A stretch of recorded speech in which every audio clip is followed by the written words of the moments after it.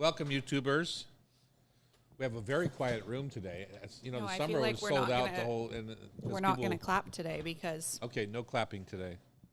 there's not enough people. That's what Becky would tell me. You have to have a significant number of people to make them Well, clap. thank you for being our guest today. We do have a couple more coming. But I know. Our participants are our guests. Well, it's a little more crowded, a lot more crowded when people have the summer off. it's true. So true. All right, Taylor's here though. That's what really counts. Morning, Taylor. Oh, Taylor. Did everyone get their breakfast order in so far? Okay. She's early.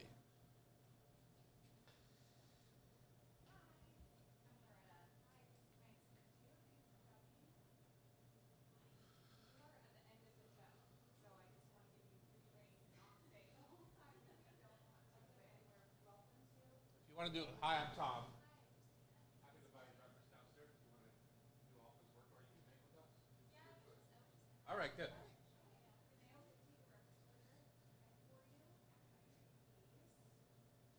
Lola's making our breakfast this morning.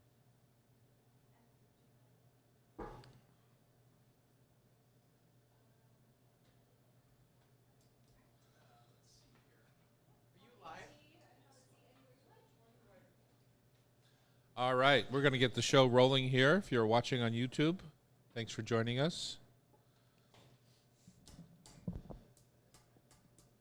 Look who's in the producer chair. Hey, welcome to the Hot Stove Society show on Cairo Radio. My name is Tom Douglas, and today we've got a special show because our pal Bridget Charters is co-hosting, just back off the plane, off the Turkish Airlines. Literally just back. Although I did hear that you took yesterday off, so let's not get No. too crazy. No, I landed at 6 p.m. last night. Oh, okay, good. I feel better about trashing. But I didn't want to go to bed too early because I was afraid I'd wake up at like 2 in the morning I or understand. something. Anyway, Bridget's back from, well, we're going to find out, Turkey, right? Yeah. Istanbul. We've got so much going on. Bridget Charters, you kind of crossed over with Becky, our producer, in My Istanbul. God, Is we that right? overlapped a couple of days. She landed and they hung out and recovered. And then the next day we went on a boat cruise on the Bosphorus. Oh, nice. It was amazing. Loretta is sitting in Becky's chair today as our producer. Welcome. Good morning. Good morning. Hi, Loretta. And Nico Hi, is Bridget. on the technical side today. Welcome all. This is going to be a big show. 2 hours of good fun right here in our kitchens at the Hot Stove Studios in downtown Seattle. Just tucked inside in the back on the second floor of the Hotel Andra. Which Just is walk in the lobby right there at the mezzanine, go up, Yep. hang a left, and there's a beautiful little library there. people are always surprised because they kind of follow the bread trail all the way back to the door. And then we open the door, and here we have these beautiful studios. And Yeah. It's like, oh. people are always very surprised when they find us. Join us for breakfast during a live recording. Just go to hotstovesociety.com, buy tickets. Yeah, $30. You get breakfast. You get to listen to us yammer on for 2 hours. It's a good time. Sometimes Eliza Ward joins us. Yeah, we have all kinds of Chef fun shop. guests. Sometimes we get really amazing tastes from our guests, like I think we have today. So We're going to, we do classes here, both public and private. Some of our public classes coming up. Sweet and savory quick breads with Chef Danae McLaughlin, who's on breakfast duty this morning. Yeah. That's Saturday, October the 11th. And Crab Feast with Chef Rashida Russlig, Friday, October 17th. You know, I don't eat a lot of crab because your mother is quite allergic to it. I know, it's a bummer. We're having a... You can eat it with me. I know. We're- Or why don't you come to the class, Tom? Make Well, I'm just Rashida saying, nervous. We were having a romantic weekend adventure in San Francisco. Oh. And we ate at this nice little New Orleans-style restaurant. I think it was called the Big Easy, if I'm not mistaken, but I don't exactly remember. And so we had all this food and soft-shell crabs and all sorts of deliciousness. And that's the last I saw of your mom. Spent the night in the bathroom. That is No. not... That's the way. day she discovered that she was It allergic. was. She had crab Oh, her this whole was life. a long time ago. Yeah, she had crab her Oh. whole life. And then then all of a sudden, bing. kaboom. Thank you, menopause. It was a very fun weekend. I'll just say. No, it wasn't menopause. This is like 30 some years. I mean, 40, Oh. 40 Yeah. years ago. 40, Yeah. oh. That's when we were dating still. I mean, we still date, but it's different. Well, she doesn't eat crab anymore. if people get really inspired by our crab fishermen on today's show and want to learn how to do it, then they can come to the class with Rashida. Well, there you go. Well, and it's interesting because Rashida's from born and raised in the Philippines, but then also raised in Singapore. Yeah. And so she's got this amazing knowledge. And of Singapore Southeast- is famous for their red crab, right? Or is that Hong Kong? I think it's Singapore. It's both, isn't Yeah, it? That yeah. whole coastal They're area. kinda, no, I'm talking about the red being the chili crab. Oh yeah. Yeah. Yeah. That's the last time So I was in good. Hong Kong, I had that, and it blew my face off. Didn't know And you it were wasn't even that hot. It's just so much, it's a little bit overwhelming. overwhelmingly. Yeah. October 6th to the 12th is the Strangers Pizza Week. For 1 week, some of the city's favorite pizzerias are serving up specialty crafted pies that you won't find anywhere else, all for $5 a slice or $25 a pie, right? Yep. All of our Serious Pie locations are featuring our fan favorite spaghetti pizza. Have you had it? I have had it. Is it and good? I think I had the same reaction that you did, which is I don't know about this. And then I tried it and I was kind of blown away by how good I it was was. such a little snot about putting it on the menu in the first place. It's like, spaghetti, come on. Not you, Tom. You would never I totally do that. poo-pooed it, just like I did our blueberry pizza this summer, which became our best-selling pizza. Really? Yeah. Wow. But anyway, I was totally like, no, we are not doing this. We are a civilized pizzeria. We're not doing this. And then I went on a golf junket with the boys, and I came back, and there was spaghetti pizza on the menu. Mm-hmm. And so That's what we do when you leave town. know, We I change know. the menu. I felt obligated to try it, and it was the bomb. It's so I good. couldn't even tell anyone, though, because I was so anti. I know. So I never did tell Tony or E.T. that I liked it. Well, now Just you saying. have. If they Was it listen a to the show, dessert they'll pie? find out. I'm sure they're not listening. What? Was it a dessert pie or just No, a no, regular no, pie? no. Spaghetti pizza, Bridget. Oh, the spaghetti. long have I you was been in thinking I'm back Turkey? on the blueberry one. No, that That's was a still in pickled my pickled head. blueberry. Oh, And I, again, fought against that, and it became our best-selling pizza. amazing. The spaghetti and meatball pizza is really good. So we're doing it for at every one of our locations. So Kirkland, Seattle, and Ballard. And it's a pile of really fantastic spaghetti and meatballs on our delicious And then you crust. roll the whole thing up, and you take a Yeah, big you old kind of bite. eat it like a And you have to taco have slice. a bib. I Yeah. swear, you have to have a bib. It's worth it, though. It does want to squirt out the bottom a little bit.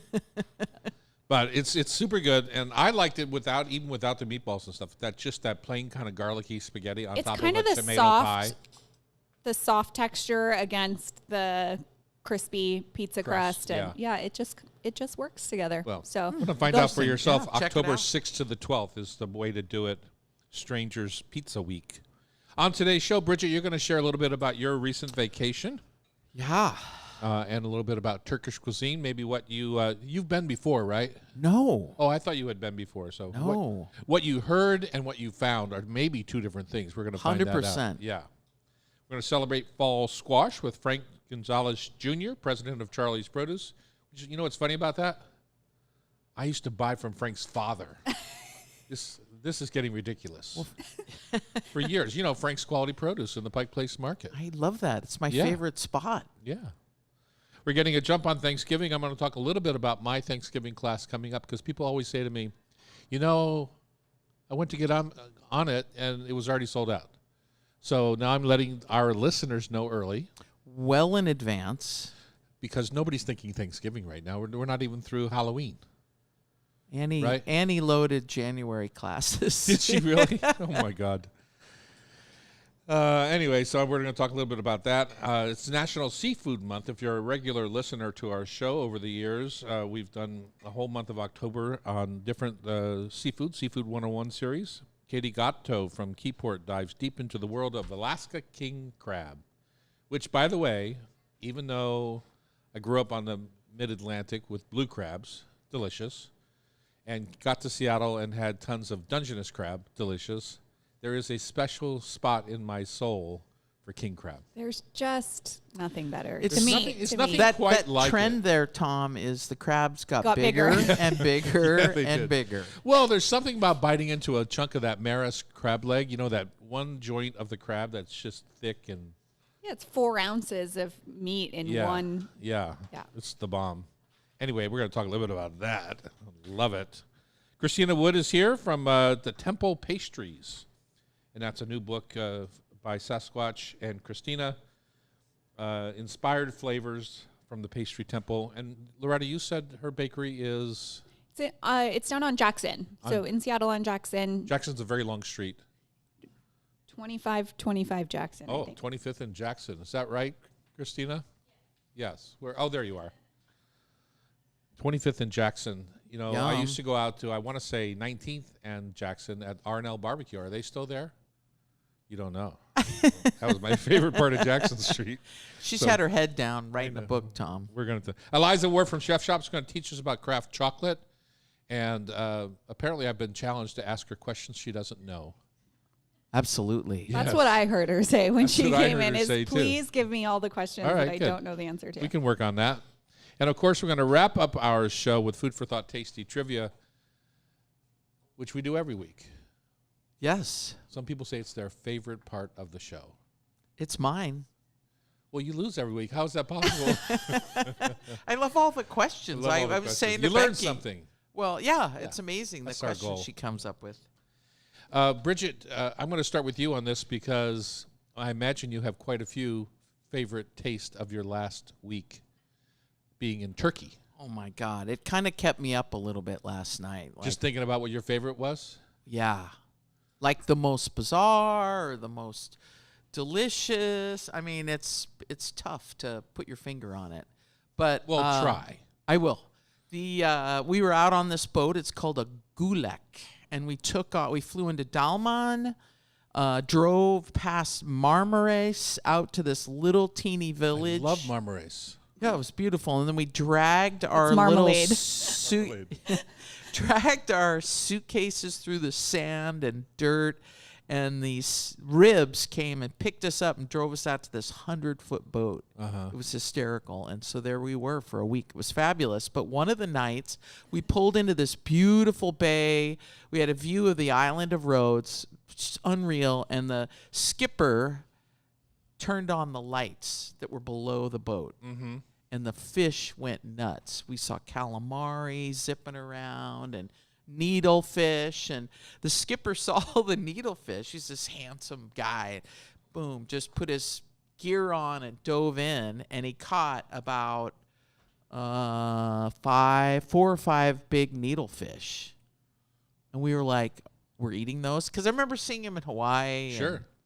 Anyway, we didn't see him, and we also caught calamari that night. It's nice big, like, Did you 10. jig for them? We were jigging for him, yeah. And we didn't see the calamari. I think the crew ate the calamari.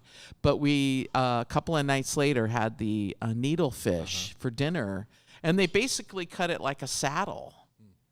They, Like an eel. gutted it, and, just cut the saddle. She got the bones, skin, and all, and the Turks love to just lightly flour the fish. They just lightly flour it, and then they deep fry it. And man, Who doesn't like a good chunk of deep fried fish? Yeah, it was amazing. It was light and fluffy and buttery. It was really. They didn't serve anything with it. There was a plate of lemon, and then they served the usual sides: the shepherd salad, the lettuce. I don't know what these sides are. I've never been to Turkey. I'll fill you in. So what The usual fish sides was- did you get with it? What's a shepherd salad? Shepherd salad's a crunchy tomato, pepper. It varies from salad, but it's crunchy. They're local, like the horn peppers you and Jackie grow. Tomatoes, a little teeny bit of onion, and that's it. That's the salad, and then they serve sumac and oregano on the side, and so you can just dress it. So they serve that, and then Is that it like Spain? Does that salad come literally on every menu with everywhere you go? Correct. Yeah. Yeah, but then they had French fries that night, and they had rice. So when they serve French fries, they serve rice.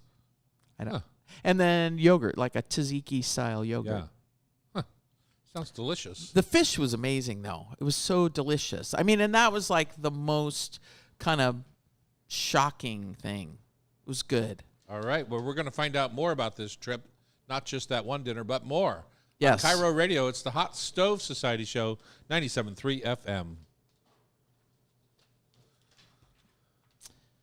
I mean, the Turkish breakfasts were... Well, let's go right into I it. know.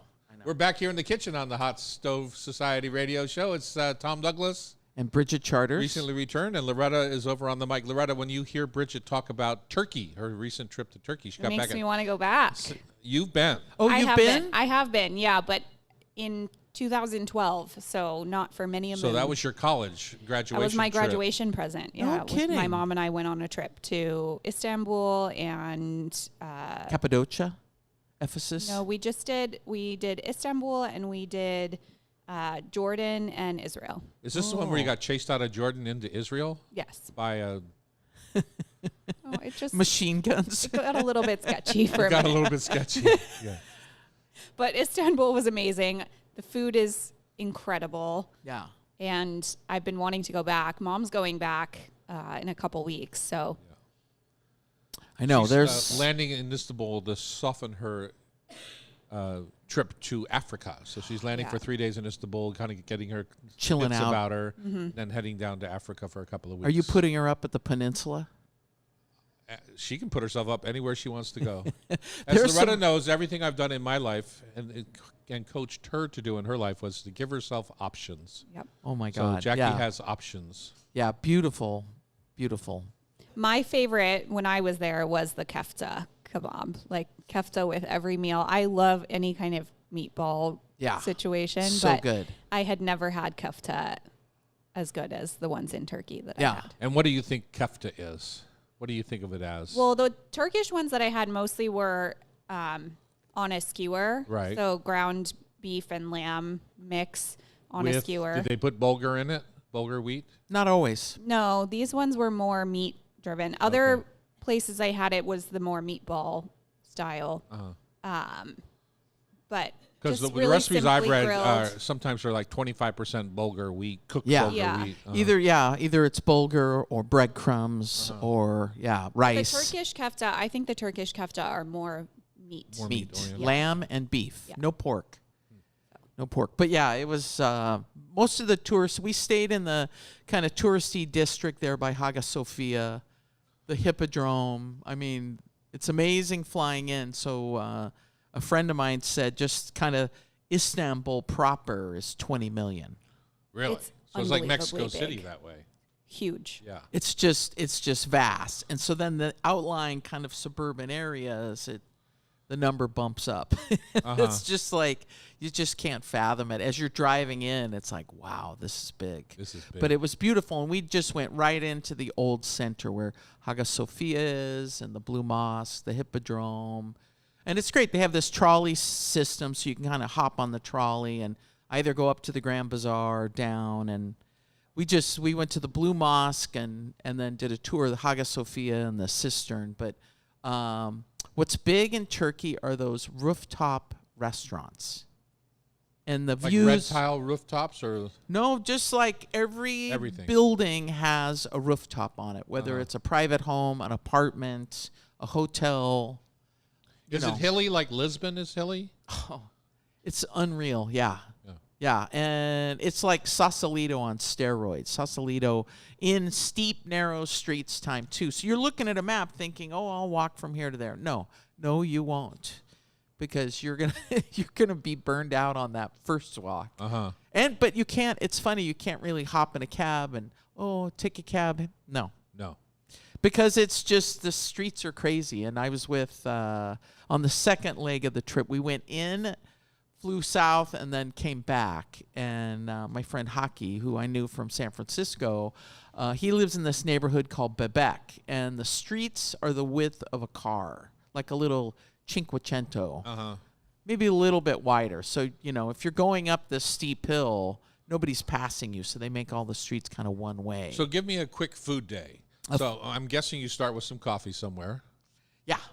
Do you Coffee, have that classic Turkish coffee that they we pour above did, your but head Yeah, with lots of sugar? nah. No. I mean, it's really strong, Yeah, it is. and it's super caffeinated, as is their tea. So you got to be kind of careful because it keeps you The up at mint night. tea, right? Yeah. Yeah. Well, unless you get the Tisanes or the mint tea or something. Anyway, you grab a coffee somewhere. The pastries are amazing. Like they're beautiful. They have beautiful breakfast pastries, and there's a big French influence. They have what are called the soubarek, which are they call them water barek, where they use a lot of water in the phyllo, with the phyllo and the butter, and it's cheese. And they're these wonderful flaky pastries. So it's a lot of bread. The simmet bread, which are the ring breads topped with sesame seeds. So you could just have something like that. But then there's the classic Turkish breakfast. So down at some of the hotels closer to the water, right next to the Four Seasons, actually, is this place called Seven Hills Restaurant, and they serve the classic Turkish breakfast, and we needed more space than this stovetop for 4 of us for all of the different plates. So usually it's some type of egg, cheeses, cucumbers, tomatoes, about 5 jams, 4 types of olives. It goes on and on and on. Usually some type of bread. All right, so now that you finished breakfast, you must be starving for lunch. Oh, my God. You're just stuffed. So then we would just kind of go all day and maybe get a snack later. Lunch. We would skip lunch. Those first couple of days, because I'll tell you, once we got on the boat, it was like ringing the bell, put the feed bag on, 4 meals. So what would be a classic, typical dinner? So the dinners I was game for all the seafood because Istanbul is very famous for their seafood. And I'll have to tell Jackie about this one restaurant that we were at. It was spectacular. And it was, again, down in the old area, right, kind of by the old Four Seasons Hotel right by Hagia Sophia. This seafood restaurant was lovely. And the waiters came up to the table with like a sheet pan sized tray with about 12 or 15 different meze on it. And my favorite was the mussel rice. And they take little mussels and they make this little rice pilaf. It was delicious. But all these different sauces that they present, and what do you want? And you just point, and they drop the plates on the table, drop a basket of the most delicious bread, and then like, what do you want to drink? That's how the dinner starts. They don't even take your drink order at this point. So it's an Islamic country. Do they have booze? Yeah. Oh, okay. Yeah. It's not. It's just not in the all. tourist district. No. It's not. Muslim or Islam. Okay. I mean, it's quite a crossroads. So yes, they serve alcohol, the Turkish wine, cocktails. The last night with Becky was a cocktail party night, or raki, whatever. Yeah. A lot of Turks order raki with dinner, or they might order wine, and so they've got some very delicious. You want to tell us what raki is? Is it a raki's like distilled beverage? ouzo? Like ouzo. It's just like ouzo, but it's not as potent and not as anisey as ouzo, and it's very delicious. And usually they serve it in an iced dish, the tall, narrow glass in an iced dish, and they have about 2 inches of raki in there. And then they ask you, do you want ice? You want water? Or do you want water? Or do you want to just sip it? Yeah. So I usually did the wine. The wine was delicious. And how did you follow up that meze? You have 2 minutes. So then with dinner, they're like, what kind of fish do you want? And they actually get you up and walk you over to the glass and point out all the fish. Yeah, like Milos in Manhattan. Oh, God, Montreal, so good. And so do you want it grilled? Do you want it deep fried? Oh, that'd be better deep fried, So we ordered some fish. We had turbo and mullet, I think, or no, something else. But it was quite delicious. And then we don't bother with Cooked dessert. simply, right? Super simple. Yeah. Serve with lemon. I mean, it was great. And then we had lunch another day. You know what's really big there, Tom? Is Monty. Yeah, I love it. One of my favorite The little lamb foods. Monty. Oh, my God. Like all over the place. Vegetable Monties, lamb, We have beef. it downstairs. I don't know if you know that, Bridget. But I Lola do know serves that, Monty. yeah. And so it was amazing, the range. So delicious. And then for dessert, like we had lunch one day and had Monty. Again, the whole meze thing. So I told Becky I'll hook her up with a bunch of photos because the meze was most amazing. But then we went to a place that is very famous for their baklava. That's right up my alley. And I can't pronounce it. Goglu, Gleglu, whatever. That place. And it's my favorite. It's a huge place. You walk in and it is, longer than hot stove with the counters, and they're pulling out warm pans of baklava as they're serving It's my you. dream. It's one of my favorite desserts of all time. There's that custard in Portugal, too, that we waited in a long line. What's the name of that place? It's right by the government house in Lisbon. Anyway, same idea. These places get famous for hundreds of years of making the same exact thing. And it's fantastic. Spectacular, yeah. It lives up to the hype. Yeah, and the ice cream there, yeah. It's all good stuff. Sounds fantastic. Can't wait to go. I've never been to Turkey, despite what I've said earlier in this conversation. And I've been there in my head. I know. Becky and I will Istanbul talk is at a such a worthy trip, I think. I mean, I can't speak to Turkey. It's Is the crossroads a large of country, civilization. but yeah, the Asian, European, Middle Eastern confluence that Right. happens there, it's incredible. it The felt, Orient Express. yeah, it felt Remember very Kathy Sullivan Italian used to at work on times. the Orient Express. Really? Yeah. Frank Gonzalez Jr., division president of Charlie's Produce, is here, and we're going to talk a little bit about selling produce here in the marketplace and how And Charlie some got squash. so dang big, and some squash and all that sort of thing on Cairo Radio. It's the Hot Stove Society Show, 97.3 FM. Perfect. It's hard to not clap. It's like instinctual. Nico, you want to set up? How are you, Frank? Do you remember me bebopping when you were a baby? Yep, I remember you down at the market. Yeah. Wow, you're really aging yourself. You too. Cheers. Yeah. I don't like when juniors have gray hair. That makes me feel really old.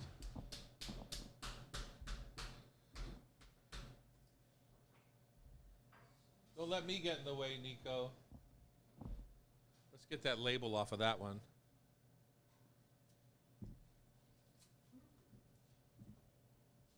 Wow, a bounty.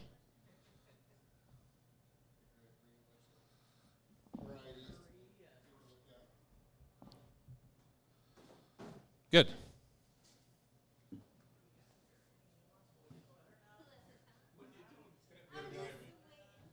Waiting for the right photo. Sneaking up on me. Wow. Let's Frank, grab that label off of there if you would. There we go.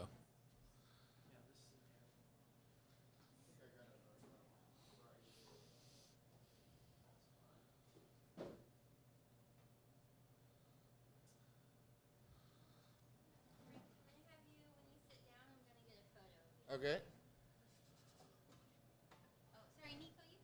We can come over and flip off Charlie and Laura if you want. Okay. Okay. Thank you. Yeah, that's good. Holy smokers.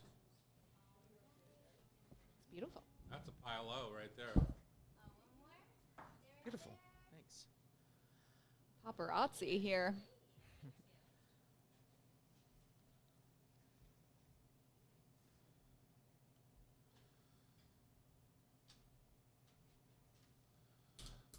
Look at that. How's your life? Everything's good. How's your pops? Still working every day. Is he? Yep. Where? At the market. I have not seen him down there. You got to go in the walk-in. Yeah. Got to go around the Gotta go in the corner, or he's walk-in. at the desk. He's usually in the back trimming something up. Yeah. You know, That's what he's always you can done. probably hear him yelling at his grandkids. So. Are they working the front? Yeah, Yeah. yeah, a couple of them. I'm always like, "Where's Frank? Let me talk to Frank." Yeah, he's there.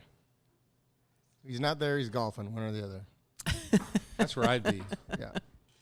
If it wasn't for my daughter who makes me work every day, I'd be out golfing. I Yep. think that's what he says about me. Yeah. Do you golf? Should you and Tom golf? Yeah, of course. Any real man golfs. Yeah. Jeez woman. Louise. Oh man, boy. It's a sport for gentlemen. You got to have time away, right? It's a good, all of those 4.5 hour Yeah. afternoon meetings. It's a sport for leisure.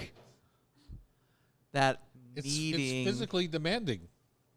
For me, I take 200 strokes. And I walk 7 miles with a I bag get it, but I'm with a just saying 40-pound it's a bag on my luxury back. to have And I 4 hours of time. often have to pay at the end of the day the people I'm playing with. And it's not just to play with me. It's because they've ripped the dollars out of my wallet. because they're all sandbaggers. You should bet other things, not money. Like what? I don't know. Would you like to go to Meals. Meals? You know, yeah. I'd rather pay the dollar. The winner usually has to pay for the meal afterwards. Yeah, exactly. Usually. That's the good part about being the loser is that the winner buys cocktails and food. So I'm often treated. Yeah, you probably come out ahead. Oh, 100%. And last time I played, Frank, I won $25. Nice.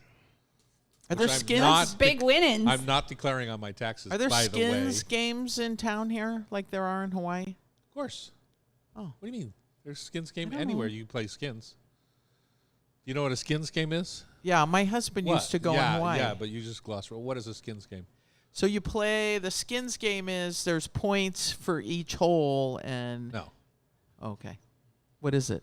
So if par is your number, right? Let's say it's a par 4, and Frank is playing and I'm playing, and I get a 3 and he gets a 4, I win the skin for the For that hole, right. For that hole. But if there's 6 of us playing and two guys tie on that hole, 2 guys get 3s and the rest get 4s or higher, then there's no skin because you've tied. So you're always rooting for the guy that can tie it off. So because then the skin travels to the next hole. And Now doubles the next hole up? is worth 2 skins. Oh, got it. What is a skin? It's just a term for a point. A point, but it depends on how But many each people. skin has Everybody. like say a I'm $5. like imagining you carrying like a But you pay. pelt, like an otter pelt with you. No, but everybody that plays pays the $90 to play the skins game. So if there's 20 people, So you have a pot. there's a pot of money, and that's how they hand Pot of out pelts. the skins. Pot of pelts.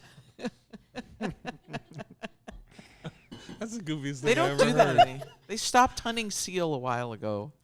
I don't know, but isn't that what you think of? Like I got a skin. Potato skin was what I was thinking of. That's less barbaric. I think we should just drop it here 'cause I can't wait for when the guys get together, Sean the to skins listen have a to whole different this. meaning. That's what I'm Ew, just saying. gross. Frank, he's a nice young man. He would never think that way. Okay. And we're back. And we're back here at the Hot Stove Kitchens in downtown Seattle. Thank you for joining us. Hopefully you're wrapping up your garden for the year. I know we are at the Prosser Farm, trying to get things picked before the first frost. You know, when I was there last week, it got down to 44 Did it? degrees. Yeah, it's happening. That was in September. yeah. Yeah, so it's I still have definitely some imminent. eggplant I need to get It's off. imminent. time, yeah. And you can feel it kind of happening around Seattle too. So Feels get good. out I there, love wrap it. things up. If the rest of your green tomatoes get frosted, they'll get mushy and gross, and you won't be able to use them. So pickle them now. Frank Gonzalez Jr. is here. He's division president for Charlie's Produce. Division of what, Frank? The Seattle division. So Seattle division. the whole shebang. And I used to know you when you were a youngster working out there at Frank's Quality Produce in the Pike Place Market. Yep, I grew up in the market, working our stand that we have down there as a family, and just been around the market since I was probably 6, 8, 10 years old. exactly. Just- With your dad bossing you around. yeah. That's pretty fun, though. Yeah, it's. I think our family calls it the University of the Pike Place Market because you learn a bet. little bit about everything there. You learn about how to count money, make change. You learn how to communicate with people that don't speak English, and you learn obviously a lot about produce and Exactly. and people in general. Do you have kids working there now? I do. My 2 sons, one's 18, one's 13, work there with their grandpa. They're actually the 5th generation of Gonzales at the Pike Place Market, which I think we're probably one of the oldest names in the I would market. think so, I know, yeah. That's amazing. I mean, Joe Desmoni is long gone, right? So Yeah, yeah. the kind of the founder of the market. Yeah. Uh-huh. Well, Di Laurenti You was an still old see name the too, right? FQP trucks driving around Seattle. You still are delivering wholesale produce and retail, right? Yeah, I used to get really bored in the wintertime there when it was rainy and cold, so we started delivering a lot of produce around the city. We used to deliver to Terry's Place, Rovers. Yeah. Years ago when they first opened, some of your places, my favorite, Palace Kitchen. Ah. To go there all the time, Yeah. and it just kind of grew, and we just brought that Pike Place Market quality to the wholesale industry, where we deliver to some high-end restaurants Yeah. that are focused on service and quality. So now you are with Charlie's Produce, arguably the largest produce supplier on the West Coast, maybe? Yeah, Darn close. yeah. And you are in charge of the Seattle division, which, when you say that, I mean, Charlie's does, it does produce stands, it does grocery stores, it does restaurants, it does all sorts of things. And I don't think people realize how intricate the process is. Like there's an onion buyer, right? There's a potato buyer. Yeah. I mean, The it's scale, big. the scale is the incredible. scale is incredible, Yeah. yeah. The scale is incredible. It was a little overwhelming coming in there. There's a lot more zeros at the end of those numbers that I was used to. But all in all, I mean, it's really selling quality produce. I mean, it really comes down to a couple things. Making sure you're buying quality product, selling it at a good price, giving your customers great service. And those are the essentials of being successful in the produce business. Exactly. So we have a bounty that you've brought today. Can you tell us a little bit about, if you're watching on YouTube, you can see the amazing variety that's sitting in front of Frank, but maybe you could tell us a little bit about some of your favorites. Yeah, I brought a lot of different squashes here, and it's a little bittersweet. I mean, the summer in Seattle's are coming to a close, and cherries and peaches and beautiful fruits and vegetables are slowly starting to dwindle away. But some of the best produce that comes through Seattle is the fall. I mean, the different squashes and varieties that we have are second to none around the world. I mean, the delicata squash are my favorite. Butternut, I think everybody kind of knows what butternut is, but we have a few other varieties like this red curry squash is just a great variety for either desserts or roasting. It has like a very creamy and nutty chestnut flavor to it, so those are really popular. There's the winter luxury squash, which is another one of my favorites. It's another variety of a sugar pie. Which ones? Those are the little guys that are in the front kind there? of The the pumpkin-looking light one? colored pumpkin one over there that has kind of a rough texture to it. I was looking at that. Feel like I haven't seen that much before. I was wondering what it There's was. only a couple growers. The Boldly Grown Farms up north grows that organically. So they're a nice. small farmer, kind of an up-and-coming farmer. Pie Bird, they just opened a retail shop in Ballard. They make pies. They use that for all their sugar pie pumpkin their pies for their shop. And it's only around for a little while. It's not built to last in storage. So it's not a those are- February pumpkin, right? It's a November pumpkin. before Thanksgiving. Yeah. You won't see it anymore. And Yeah. so, and some of these varieties last in storage, like the butternut, we can get for 6 or 8 months out of the year. Some of the sugar pies are kind of built that way. Kabocha squash, and then we've got a few other different varieties. This kind of warted pumpkin, but everything here is edible. They're just, if you haven't tried some of these varieties, now's the time to try it. I mean, now with all the cooking channels that are out there, YouTube and everything, you can find how to cook every single variety we have here. And I encourage people to try something new while they're around and Give it a shot. give it a shot. I Yeah. find people are a little intimidated by squash. Yeah. One, sometimes because of the size, sometimes because they're a little unwieldy to handle. They've gotten used to butternut and they love it, which would suggest in my head that they could just go right down the line, but they generally don't. Acorn squash I grew up with. The one that I don't see much anymore is Hubbard squash. Usually you find that in the grocery store kind of pre-cut. Yeah. Wedge of And Hubbard. A wedge of Hubbard. I used to buy that all the time, but it's hard to find anymore. Yeah, I mean, you'll find it at Frank's in the market, but a lot of grocery stores these days, they just don't have the labor to do things like that. And Hubbards are, they can be They're massive. 20 pounds or even, Even larger. bigger, Most yeah. people aren't going to take something like that Yeah. home. But yeah, if you can find it, Hubbard squash is a very sweet variety, very creamy, really good for roasting. And it's a great squash. Well, and I was gonna say I love fall anyway, and I love squash. But it's fun to go to Town and Country Market there in Ballard because they have this huge display, and I would assume you guys are somewhat responsible for that. There's a small little white mini pumpkins, which are delicious to roast and drizzle with balsamic. But yeah, all of the different varietals. And then the big pumpkins, they're not just the big orange pumpkins. You guys are selling them the white pumpkins, right? Yeah, there's just so many varieties out there right now. I think if you walk into the store, you're going to see all varieties of pumpkins displayed out in front of the store. As you walk in, you make your way to the produce department, you're going to see huge displays of all different kinds of winter squash that are edible. So I just, like I said, you just encourage people to really try something new. And they're just really a great fall menu item. And they can buy them, right, and just store them. I was storing mine out on the front porch.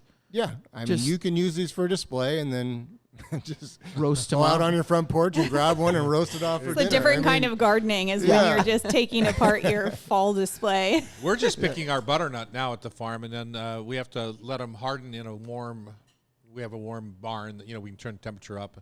They harden for a week, and then we can put them away for the entire winter. Yeah, I mean, these varieties, they need to cure a little bit. Yeah. I mean, they're picked early. They haven't quite developed on the inside, but they do in storage. And so once they've kind of cured, especially like acorn and butternut, so you're going to have like a little bit better flavor a little bit later into the season, within maybe 2 or 3 weeks from now. But these right here are really nice. We have the Eastern Washington that have been picked and started now, and then you're going to have a lot of stuff coming off from like the Kent and Puyallup valleys that'll be harvested here in the next few weeks. And then for your family business, what do you think in terms of changes over the years from when you were a kid working the counter? I mean, has the produce display changed much, or? Yeah, I mean, when I was a kid, when you got asparagus, it was because it was in season. Yeah, now you can get exactly. asparagus all year round. So the varieties that you can put out for display year round, I think, is probably one of the biggest changes. And the amount of different varieties that you have for display and for sale has changed quite a bit since I was a kid. So it was more seasonal. You just felt Yeah, like it was like, okay, here are the exactly. grapes, here are the plums, they're gone. You had corn when corn was in season in Washington. You didn't really have corn from other parts of the country. Right. Like I said, like asparagus and things from And you Chile. somewhat knew the grower. Like, I can't wait for Vic's corn, or you somewhat knew who was behind that produce. Correct, yeah. You knew the farmer. I mean, my family farmed quite a bit in Burien. And my great-grandparents used to horse and buggy in the 1920s down to the market and sell their goods and go back that evening and pick by candlelight sometimes and try and do that day in, day out. So the market is just such a wonderful place for food. It's got a little bit away from the food a little bit more and a little more touristy, but I think in nature, if we can continue to have the produce and the meat and the fish, it's really a place where Seattleites can go and get some of the best quality product and the freshest It's product. true. And If I'm and doing meet the owners of Exactly, the places they shop. Yeah, if I'm doing a fancy dinner party, I don't even bother with the grocery stores. I just shoot down to you guys. You don't have to wait for a fancy dinner party. No, I know, but every it's weekend just, we're there, Right. open. There's truck farming is still alive and well in Prosser at our local farmers market. The guy drives his pickup truck through his cornfield, loads the back end, drives to the farmers market, sells it out. When he's gone, it's gone. And Jackie, my wife, waits for him every week. Has to get there early because he sells that whole pickup truck in 2 hours. Yeah. Really? So it's just like That there's- same It's concept. a charming part of farming in a funny way. Yeah. Yeah, basil was one of our biggest crops that we used to grow, Italian basil, and we'd be out there by tractor headlight picking it because in the sun, when it's hot, you can't really pick basil; it just wilts too quickly. Yeah. So you pick it in the cool evenings, and we would be out there for hours and then go to Grandma's house for dinner. So Did you ever sell it to Pasqualina Verde, or did she grow her own? yeah, I mean, my great grandmother and Pasqualina, our farmers' tables were side by side. And so, like, when one would need to leave for a little while, the other would watch and sell their produce and whatnot. And I used to actually build a display when I was like 18, 19 years old, and on those exact same 6-foot tables, Those low at tables, the low market. stools, yeah. Same ones were Pasqualina and my great-grandmother used to. That's how I sell their learned how to product. make pesto, was through Pasqualina. So Yeah. I put my little Italian flat leaf parsley in there. She always said that. I don't know if it's because it was easier to pick than basil, but she always said quarter parsley. So No, it keeps it green. Yeah. and it has a little bitterness. Yeah. You know, they don't call it sweet basil for nothing. My trick this year, Frank, was putting Thai basil, opal basil, and Genovese basil together in my pesto. Okay. It had just a much broader flavor profile, but it wasn't as pretty because it got a little mucky looking. Yeah, from the I love the opal basil. basil. Yeah. That was just not only just because it tasted so good, but it made your basil display look So really pretty. nice. Yeah. Yeah. Opal basil and a cantaloupe. Nice combination. Well, thanks. Thank you. And say hi to Charlie of Charlie's Produce. That'd Yeah. be awesome. And I hopefully he's watching on YouTube right now. We'll see. He thinks I'm super sexy. We'll see you down at the shop. Yeah. All right, we're going to talk a little bit of, and Frank, if you want to stay for this, you're welcome. We can talk Yeah. squash, but Thanksgiving menu coming up. Oh, yeah. We got an early hit on this because I just posted it in my class for my annual Thanksgiving preview. Got to get people the opportunity to get a ticket before it There you sells go. out. On Cairo Radio, it's the Hot Stove Society Show, 97.3 FM. Thank you, sir. You're If you want welcome. to stay, you're welcome to Sure. Yeah, I'll chime stay. in on squash for the next Okay. segment. That's Ken. You know, I'll ask you what your favorite Thanksgiving squash dish was. Ken, nice to see you. Yeah, did Loretta say hi to you yet? Hi, Ken. Do you guys want to sit and get breakfast or anything? Okay. Well, you're not the only one here, Ken. There's a nice-looking man behind you. Would you like to sit and have breakfast? What's your, Frank, what's your busiest season produce-wise? In the market or in general? It's In what? the market, In the market, I mean, probably August, I think, is because of all the peaches. We have one and more Yeah, you're still segment, and then kind it'll of have a be few cherries, you guys. peaches, and Berries, everything, all the asparagus. stone fruit is in. You have corn is coming from Eastern Washington. Grapes are Just coming like in. Spring onions and all kinds of. wonderful- Kent Hothouse rhubarb. And then do you guys try to stay organic or kind of natural? Or? Eat both. We do both. We, we try and just whatever the best quality is, whether it's organic or not, we'll use that. But we'd prefer to use organic. So it's kind of a hit and miss depending on which item you're talking about. All right, we're going to get going. Okay. We're back here in the kitchen on the Hot Stove Society Show, Cairo. Loretta, you have a bowl of something going on there. That is a big old bowl of granola. Giant bowl of beautiful It's for Greek a yogurt and family of granola. 4. You know what I consider granola? Horse food. Horse food. It's just not my favorite. Yeah. Well, you're wrong, but it's fine. Okay.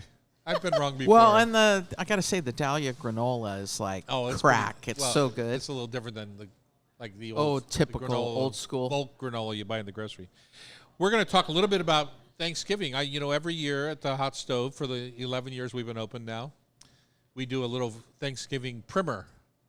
And it's kind of like to think about the meal and to practice the meal before you invite a bunch of guests over to make things you've never made before. Right? That drives me crazy. People say, I had 15 people and my pie flopped and my dough sunk and blah, blah, blah. Well, how many times have you made that pie? Never. I waited till I had 15 people coming to make that pie. It's a good tip, I got to say, Tom. Yeah, just practice the week before or a month before so you're not tired of it. But well, and you You can don't have also to make the whole dinner at one Yeah, time. Just exactly. make the just make the stuffing things one you've night. never and made the- before. Yeah, exactly. So that's what our Thanksgiving class is all about. It's like Yep. a little primer, a little teaching class. But we also, I like to do both the traditional and some sort of new angle. You got to put your spin on it, don't you? I don't have to because at home, as Loretta will attest, having had Thanksgiving with me 35 years in a row, Are you tired, Loretta? No. we have a traditional. We have a traditional dinner. and isn't it your favorite meal of the year? Yes. Yes. What do you mean traditional? Well, I mean, this class Roast for turkey, it's mashed turkey, potatoes. stuffing, gravy.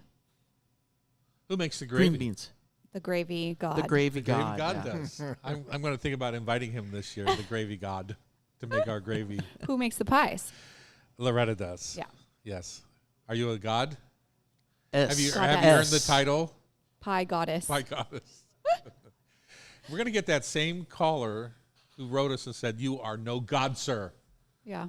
But that's okay. They don't know that I'm joking. Of course, am I? Am I joking, Bridget? That's the real question. Depends on the day. You are no god, sir, is what she said to me. So, okay. Anyway, we've invited Frank Gonzalez Jr., division president from Charlie's, to hang with us for this segment because It's all produce. Well, it's not just Almost, produce, but squash is almost always included in a Thanksgiving menu. I would probably say most often in a dessert. And I think people are always surprised to hear that pumpkin pie is generally a butternut squash. If you're looking at Libby or any of the canned pumpkins, it's often butternut squash and not really pumpkin. Is that true? I didn't know that, actually. Yeah, I think that's actually true. You did not. I did not know Come that. on. No, Wow. I didn't know that, but that sounds good. We always do a combination of squashes that we grow at the farm for the last 15 years or so. But do you have a favorite squash preparation for Thanksgiving that has become typical or? Yeah, I'm kind of everybody's in charge of something for Thanksgiving. Oh, is it? Yeah, everybody has to bring something. See, I'm scared to do that. Yeah. Well, it works out pretty well. My wife does like the mashed potatoes and stuffing. Of course, my dad cooks the turkey, and then I do some variety of vegetables. But I love using delicata squash because That's the your skin favorite. is thin. Yeah, you can just roast it. You can eat the skin. I usually mix it with some baby carrots and cipollini onions and just roast that off with a little bit of honey, salt and pepper. Just very simple, and just serve it just like that. Nothing really.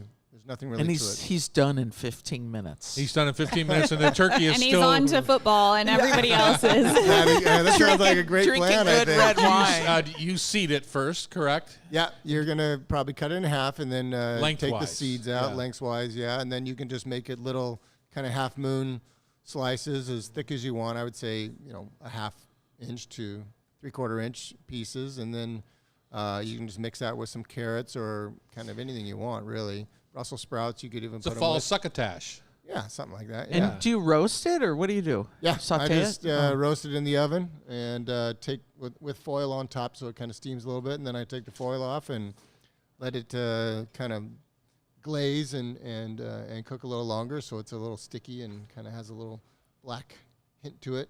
And Yeah. Caramelization. Caramelization, yeah, exactly. That's the bomb. I love a little caramelization. Oh, yeah. You talk about it all the time. I That understand. Maillard reaction. What do you call? I was going to say you always call it something different than Maillard reaction, but I call it caramelization. What sounds sexier? Caramelization. Maillard She's a reaction. little Frenchy over there. though. Maillard reaction? No way.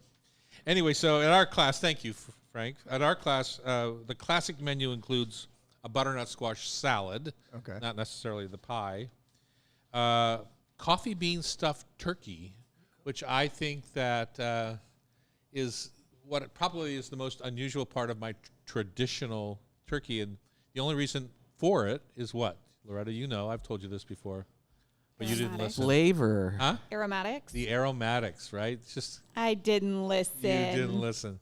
Yeah, I love that. Who doesn't love the smell of coffee in the morning? And that aromat from the coffee beans inside the turkey just kind of infuses into the turkey lightly, gently, along with the sage and It's the really blood orange considerate peel. of my coffee allergy. Well, it doesn't really work What? that way because it's just you don't get the caffeine. I'm not allergic to the caffeine. Oh. Have you ever gotten sick at Thanksgiving supper? No. Thank you. So then when your turkey is done, you simply tip the cavity over into the juices that are in the bottom of your pan, because I've put butter and onions and garlic and sage in the bottom of the pan, lots of butter, and then a little bit more butter. And then I tip over the juices, and then I brown those up, and you strain out the coffee beans. But it adds just that layer of flavor. As a professional chef, I'm always thinking about layers of flavor, right, Bridget? I got to say that that coffee gravy is really delicious. You have to say that? Well, I don't like gravy that much. Really? Yeah. What is wrong with you? I know it's weird, but I gotta say I do like that caramelized onion and all that nice flavor. It is quite. It's more of a sauce. It's not gloppy and It's a little bit starchy and. Well, I take a hand blender and I puree the sweet onions that have a Maillard reaction as they roast, and I puree all that together to make Right. the gravy. Right. Now, Chef Terry, he would take that gravy and then strain it. And make So a he would- gloss. He would make more of a gloss, and Right. like you like it, but me, I'm a obstructionist. I like a little obstruction in my gravy. That's so. But I'm curious about this modern menu. Well, let's finish the classic first. Then we have the onion gravy, right? Yeah. And do you know where I was inspired by that gravy? My mother always made a gravy, Right. but it was a little bit floury and just Yeah. That's why I don't pasty, like blah, blah, blah. gravy. Well, she used water and barely any chicken stock. It's like just the drippings. Right. Whereas I use a double rich stock in my gravy. Blah blah blah. Anyway, Peter Cipra at La Buznik restaurant used to make that yeah. caraway gravy for his roast pork. Did you ever have that, Frank? I haven't You ever had that, walk but up I the know hill? Peter. Yeah. He was a feisty one, that Yes, guy. he sure was. Anyway, that's where Jackie and I dated, long before Loretta. And he used to make that caraway gravy, could've- and that's you where I was could've- inspired to make my gravy. And then we're going to finish off the day with hot buttered rum apple pie. Right. Because we I put the remember that, squash yeah. in our menu, so we're leaving the squash out of dessert. Okay, so what intrigues you about? So I do that menu in my class, and then I offer a alternative, kind of more modern, just a varietal menu, because some people are tired of the classic. Right. What inspires you on my second one? The duck with the wild rice. I love that. With But I the- love the chicory salad too, But you're doing, rather than doing turkey, you're doing duck. Duck So for a on that particular smaller one, yeah. group, that's awesome. Yeah. A 1 5-pound duck gives you enough duck for 4 people. So when you're thinking about portioning, like it's hard to understand on a big turkey, like how many. I think of for a turkey, I always buy a pound per person. But a 5-pound duck gives you not just the 4 portions of duck, but 2 cups of duck fat to use And it's anywhere delicious, you yeah, like. right. Yeah, exactly. So I'm also doing huckleberry tartlets. Ooh, And that sounds which, expensive. I love huckleberries, and unfortunately, Warren Webster, the Huckleberry Man, is not coming to my back door anymore. I think he must be not picking huckleberries. Huckleberry He used to heaven? always say to me, Tom, the bears were thick out there the day, so Huckleberry tart. with purple yum. hands. And then my favorite is the caramelized fennel tart to kind of start the day with. I make a black pepper pie dough. I put the fennel in the pan, caramelize it all up, put the pie dough on top, and then roast it like a apple tart tatin kind of Yeah. style. And then I churn it out back on the right side so the beautiful fans of fennel show up.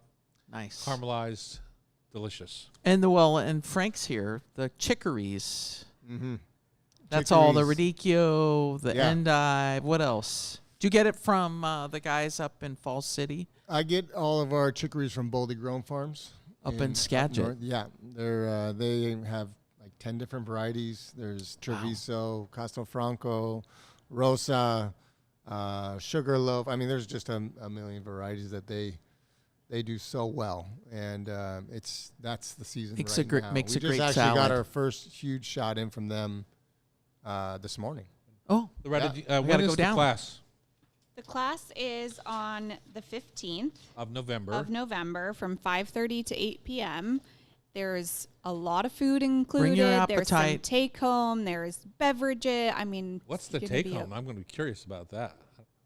I think. I don't, there was you've take got the home. sheet there, Tom. I Let don't me think look. there's I any just- take home, but that's all right. Oh, I think we give them gravy, don't we? No, we don't. That's like gold. You kidding me? When we come back, well, maybe we'll see a Thanksgiving primers here at the Hot Stove. When we come back, Katie Gatto, marketing manager of Keyport. Is that right? Is your name Katie? Oh, you're over there. I was going to say I didn't see you. I just saw him. When we come back, Katie Gatto, marketing manager of Keyport and Oyston Loan, an active crab skipper, and this is written. I'm not quite understanding. Katie and Oyston. Oyston are coming on together to talk about crab. Okay, well, it's okay. Katie Gatto, marketing manager of Keyport, and Oyston Loan, the active crab skipper and vessel owner, are going to join us for Seafood 101 this whole October on Cairo Radio. It's the Hot Stove Society Show, 97.3 FM. Can you see where I was Yes. a little confused? Yeah. Loretta wrote this, so she doesn't see it.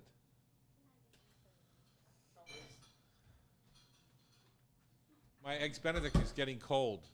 Eat it. How was it? How was your egg? Does anyone have the Eggs Benedict? Oh. She's had it with us.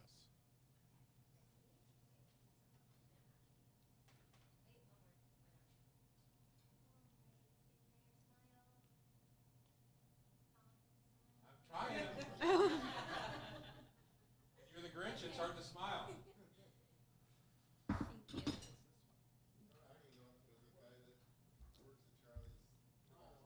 Whoa. Oh, really? I was like, what is it? He's like, I don't know. I just grew my garden. All right.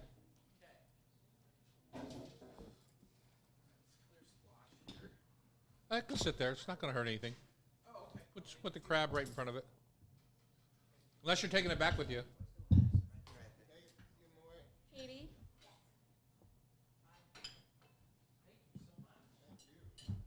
I'll step out. You can take my mic if you want to have a seat.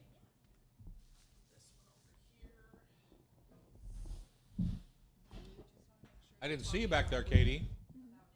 Yeah, I snuck in. Yes. I don't Come want on. to interrupt. Come on. Pretend like you like me.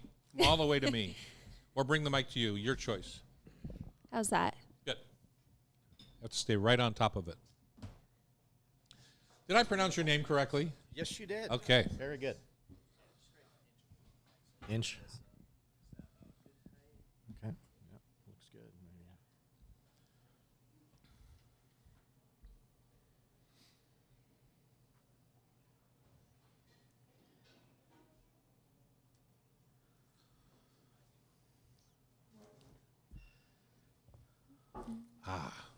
Coffee?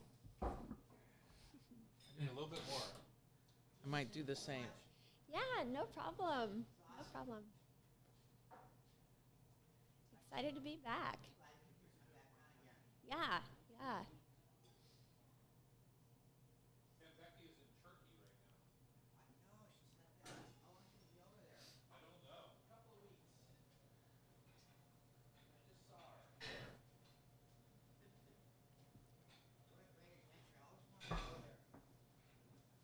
Going on a hiking adventure. And then a resort in the South adventure. Becky's watching, to I recover think. from the hiking. Yeah. They It's say h- they're going to watch, but they're in Turkey. They're not watching. No, she might. No, Maybe Becky, Loretta's watching online. She can see if Becky chimes in here. I doubt no, it. I want to, like, Becky can text us and let us know. But it is 8 p.m. in Istanbul right now. So she might be watching. Might be watching. My guess is she's having dinner. What do I have on my face? Hollandaise? Mm-hmm. Well, let's just take care of that. This is still exciting. Little crab. Yum. Have a little crab with your coffee. You got some crab? Danae, will you give? Oh, she's bringing it out. Yep. Eliza.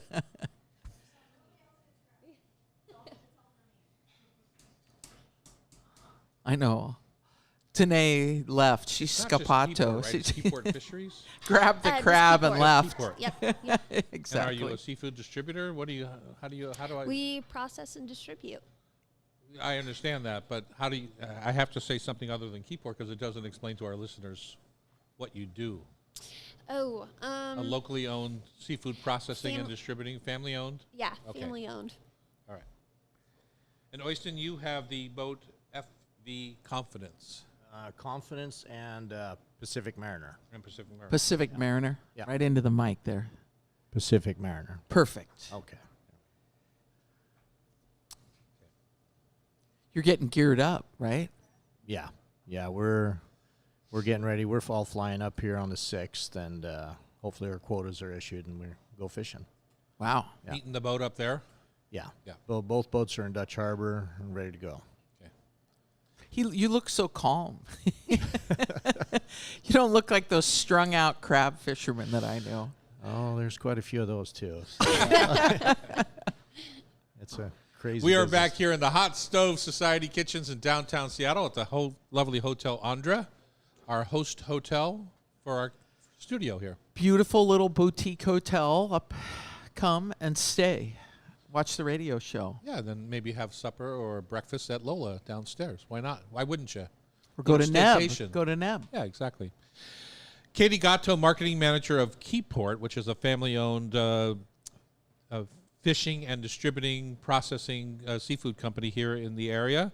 And Oystein Lone, an active crab skipper and vessel owner of the FV Confidence and the Pacific Mariner, crabber, are here to join us for the first installment of the October Seafood 101 event. I love that. Welcome. Yeah. Who wants to jump in first? you. Let's talk about Keyport first, because I think you brought us this crab. Yes, I did. So we have Golden King crab from Keyport. Keyport is a family-owned and operated seafood processor and supplier. Our niche is really king crab. All of our product comes out of Alaska, and you can find us all over the country. For 30 years now, we've been family-owned and operated. Our co-founders, Mark and Kurt, grew up in Alaska, come from 5 generations of fishermen, and their father actually started and operated the first ever crab processing plant up in Alaska. So, Oh, wow. yeah. In Dutch Harbor?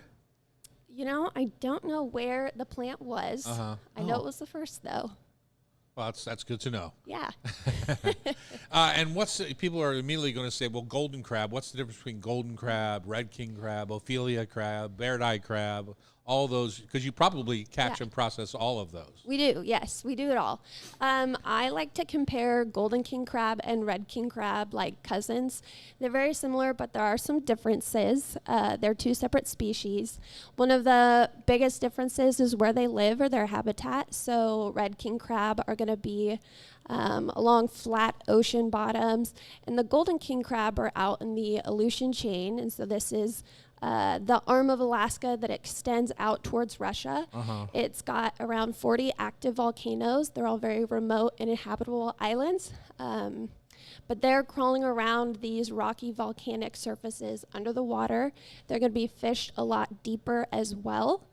As far as taste differences between the 2 king crab, that golden king crab is a little bit sweeter and lighter in comparison to the rich butteriness of the red king crab. And what are we having today? This is the gold king crab. The golden. Yes. Because I don't know, as a chef for all these years, I don't know that I would be able to tell the difference, like maybe that you just described. Because Yeah. you'd have to have it every day. Right. Because they are very similar. And then when you get down into what we consider kind of snow crab is the overall, Yes. but the Bairdi, Ophelia, Yes. those are just a different species, obviously, Yes. but and a smaller crab. Yes, exactly. Sometimes referred to as queen crab. But those 2 species actually also hybrid. They mate together and create a hybrid species. The Opelio is going to be found a little bit further up north. And Oystein, feel free to jump in because you fished this stuff before. The Bairdi, typically a little bit larger, I would say, in size. Yeah, it's a lot larger. Yeah. And where can people find the Keyport product? Do you sell at Costco and grocery stores? Yeah. We're in most retailers across the country and fine dining establishments. If you go to our website, keyportllc.com, we can connect you with where our crab is. Perfect. Oh, that's cool. Yeah, right. I think you did a class last year, and we were looking for king crab, and you just said, get some king crab, and Costco didn't have it, so I called Wild Salmon. And they were like, well, we have the golden or the red. And I was like, I don't know, you know. I think I had to call you. Either one would work, it turns out. Yeah. It's amazing. Because how big are the king crab and the golden crab versus how big are the snow crab or Ophelia, all those crab you're talking about? Well, the king crab is going to be your largest ones. That's, I mean, you get up to 22 pounds on some of those real big sections. The Tanner crab, you're probably looking at 2.5 to 3 pounds, a lot smaller. Right. Oh, wow. The Pelio, and then the Well, when I Bairdi. saw the Ophelia in the snow, because it's less expensive by a lot, oftentimes, it's about a half a crab to get a pound of the frozen. Yes, yeah, and it both. The snow crab, the Tanner crab, king crab, they get sweeter as they get bigger. and a golden crab out. We call them the cliffhangers. You know, they're at 350 fathoms, and 350 The fathoms. cliffhangers. Oh my they're goodness. Wow. they hang on the edges there, and real. What do you you know. put in your traps to entice them off the cliff Um, edges? We use a Dutch Harbor herring, which is our preferred bait for it, and then we hang codfish also in there. So And do you fish like with Dungeness here, where you've got the big tubes full of the fish that are put into the pots? And then we you use drop them, or we use like a juice can, and the pots are 7 feet by 7 feet, big cages. And we normally for king crab we fish a couple of hundred. Brown crab fleet, they fish 500-600 up to 1,000 pots. So wow. that's a whole different fishery, and it's Yeah, long it line. is. We single pot our stuff in the Bering Sea. How big are your vessels? My one, the Pacific Mariner, is 124 feet, and the Confidence is 101. Wow. But Confidence has been sponsored, and it's 36 feet wide, and Pacific Mariner's 29 feet wide. So they both have pluses and minuses there, the size of the vessel. You're listening to Oyston Lone. He's an active crab skipper and vessel owner, as you just heard, of the Confidence and the Pacific Mariner. Let's start at the beginning. Is family operation? Yes, it's. I'd say it's a family operation, and I immigrated from Norway back in 1978. Came to this country, and I had uncle and aunts living over here, and grew up down on the docks at Ballard, working on the boats. And as soon as high school was over, I went fishing. Yeah. So full time. That's And amazing. is it everything that the TV shows depict? Somewhat. I mean, Somewhat. yeah. There's some truth. They're on bigger boats. Yeah. Yeah. Yeah. Well, Northwestern is the same as the Pacific Mariners. Oh, is It's it? the same vessel. Wait, yeah. they look huge. Yeah. And both my vessels were built here in Ballard too, Okay. which is it's kind of cool. Yeah, that must be fairly unique, I would think. Yeah. Yeah. That's So went full board into crabbing in 1987, and salmon fishing, halibut, black cod, you name it, I fished it. So, and So you guys just focus on crab now. my two vessels do, yes. Ah, got yeah. it. Yeah, one vessel is going to be going out tanner fishing, and then the other vessel is going to go do the king crab. And right now we're on standby waiting for quotas to come out. So So it's a managed fishery. When you say you're waiting for quotas, you're trying to figure out how much you're allowed to catch, yes, and yeah. then in what window of time, right? Yeah, well, it opens October 15th, and pending the shutdown of the government here, if we get our quotas in time, we'll be out there setting pots on 15th to the 18th of October. Oh, so it's like a short window. You fish and then you're back out later, or Yeah, well, king crab, we try to get that harvested and done by first week in November, so it can make Wow. the It ships. gets cold out there. Oh yeah. It's October 15th is normally when it starts snowing and getting brutal out there. Gets tough. those systems start rolling in. It's intense looking at the weather map. So Yeah.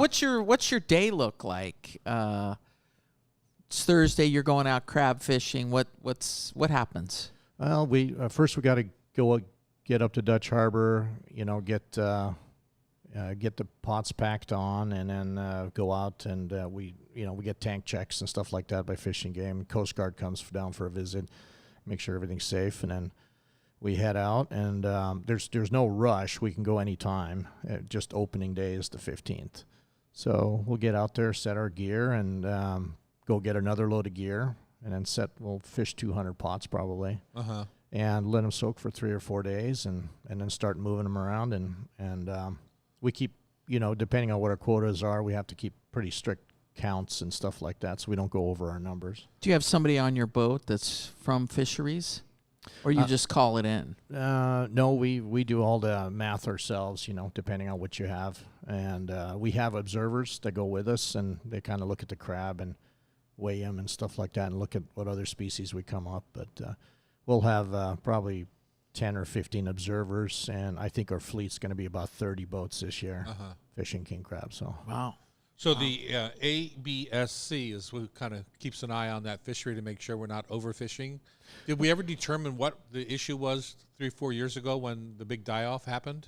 They point towards the global warming a little bit on that, and whether that's it or not, I'm not sure. But the stocks are rebounding something fierce right now. Really? So, yeah, they're coming back. Awesome. Yeah, king crab and also the Tanner crab and snow crab we're seeing phenomenal results out there. Its numbers are looking really good for the future. So I think we're over this, whatever happened with the Right. die-off we had, especially snow crab. We had 2 years of closures there. So, Yeah, as a chef, and not understanding the business very well, I look to these groups to decide if I'm going to support a fishery or not. It's super important to me. I know it makes fishermen crazy sometimes, but at the same time, I mean, to see the rebound is really kind of proof of the pudding, it seems, on the management side of things. Yes. Management is doing a great job. They're being super careful, making sure we have stocks for the future. Long-term fishery. Long yeah. term, yeah. That's what it's all about. I mean, we're all invested pretty heavily in this business, so we don't want to lose our crab and make sure they stick around for the future. Wow, that's so the opening's 3 days, 4 days maybe. Well, it's open till you catch your crab. So You So hit he's your getting a quota. Yeah. You're right, and then you're back in, and do you pack those boats away for the season? no, then we'll either the boats will switch over to bear die or snow crab, or we might, depending on what the quota is, we might shut down and then we'll do snow crab after the new year. And that's different Oh. rigging. Is that Yeah, you just got to change the tunnel. Same pots, but you just change the triggers and Okay. to let them in, so you don't let the bigger crab in. I see what you're saying. And then what depth are you dropping these pots at? For like king, you're dropping them at what depth? King crab, we're at 35 fathoms. So That's times 6, right? times 6, yeah. 35 times 6. 6 Yeah. times 3. So 1,800 feet, is that right? Well, Yeah. I don't know. yeah. Don't look at me. You guys are both looking at me. Katie knows. Yeah, it's very shallow. It's up in the Bering Sea, up in the Bristol Bay areas where we fish. Katie, Yeah. Keyport's a 200 big 200 player feet. in this business, Yeah. and I'm sure that couldn't have been healthy for you guys to have the season shut for a couple years. How did you survive? Yeah, we just switched our focus to golden king crab. Golden king crab was open during the snow crab shutdown and the red king crab shutdown. So we really used that opportunity to share the story about this fishery and continue to talk about Alaska's management of the resource. You know, like you said, it's hard when they close down a season. But as we're seeing a rebound, we can't be more proud that Alaska is really leading the way for sustaining fisheries and making sure that this resource is here for generations to come. Yeah, as a chef, it's super important to me, and I applaud your efforts. Yeah. And you too. I'm sure it couldn't have been easy, but congrats on having something to look forward to. Yeah. I mean, we've gone from 322 vessels and we're down to 30 to 60 now. So Wow. we're things are pretty conservative right now. They're all out there catching sockeye in Bristol Bay. Yeah. All right, that's been Katie Gatto, marketing manager of Keyport, and Oyston Lone, the active crab skipper and vessel owner of the FV Confidence and the Pacific Mariners. Thank you for showing us and bringing us such good flavors today. It's beautiful. Yep. Thank you. All right, up next, Craft Chocolate with Eliza Ward. Let's see if we can stump her today on Cairo Radio. It's the Hot Stove Society Show, 97.3 FM. I know.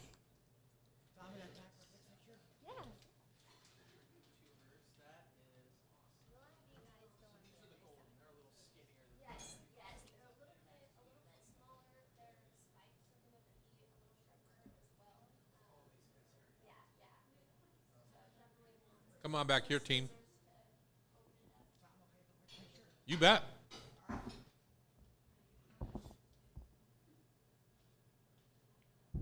You're fine. She can get right over there.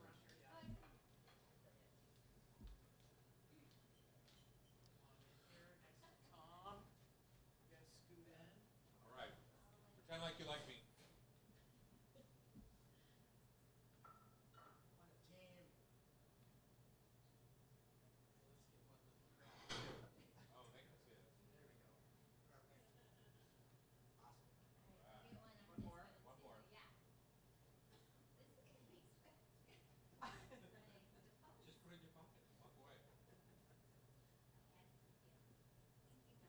We had a dine and dasher at Lola last night.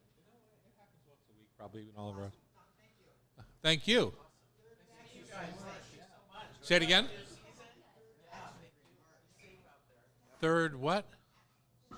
Oh, Jesus. Crazy.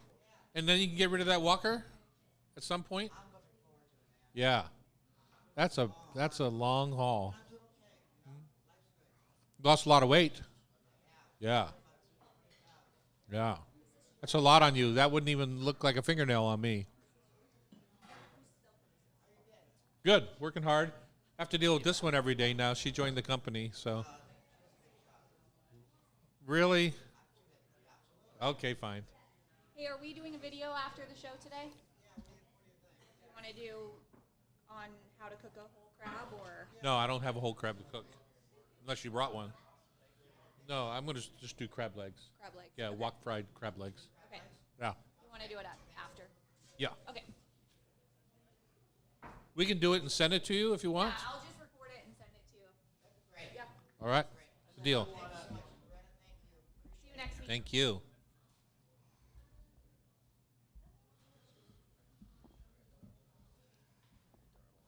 What do you got against squash, Eliza? What's that? What do you got against squash? What do I have against squash? I don't know. I just like chocolate a little bit more. Nothing personal against squash. You should hook up with Keyport and sell boxes of king crab. You have before, haven't you? Yeah, I've sold them individually when people call. Oh. I do it. I gotta like make love to my. You know, Loretta's allergic to chocolate. I would never serve that. Really? Are you really? That Chocolate and is a coffee. bummer. I have never heard of a chocolate allergy. It's rare. I think it's Chocolate pretty and rare. coffee. That's the coffee Like too. Two great Yeah, pleasures it's of life. Theobromine. It's something in the bean. Something about the bean. Each other. They are, yeah. It's like a pod bean situation.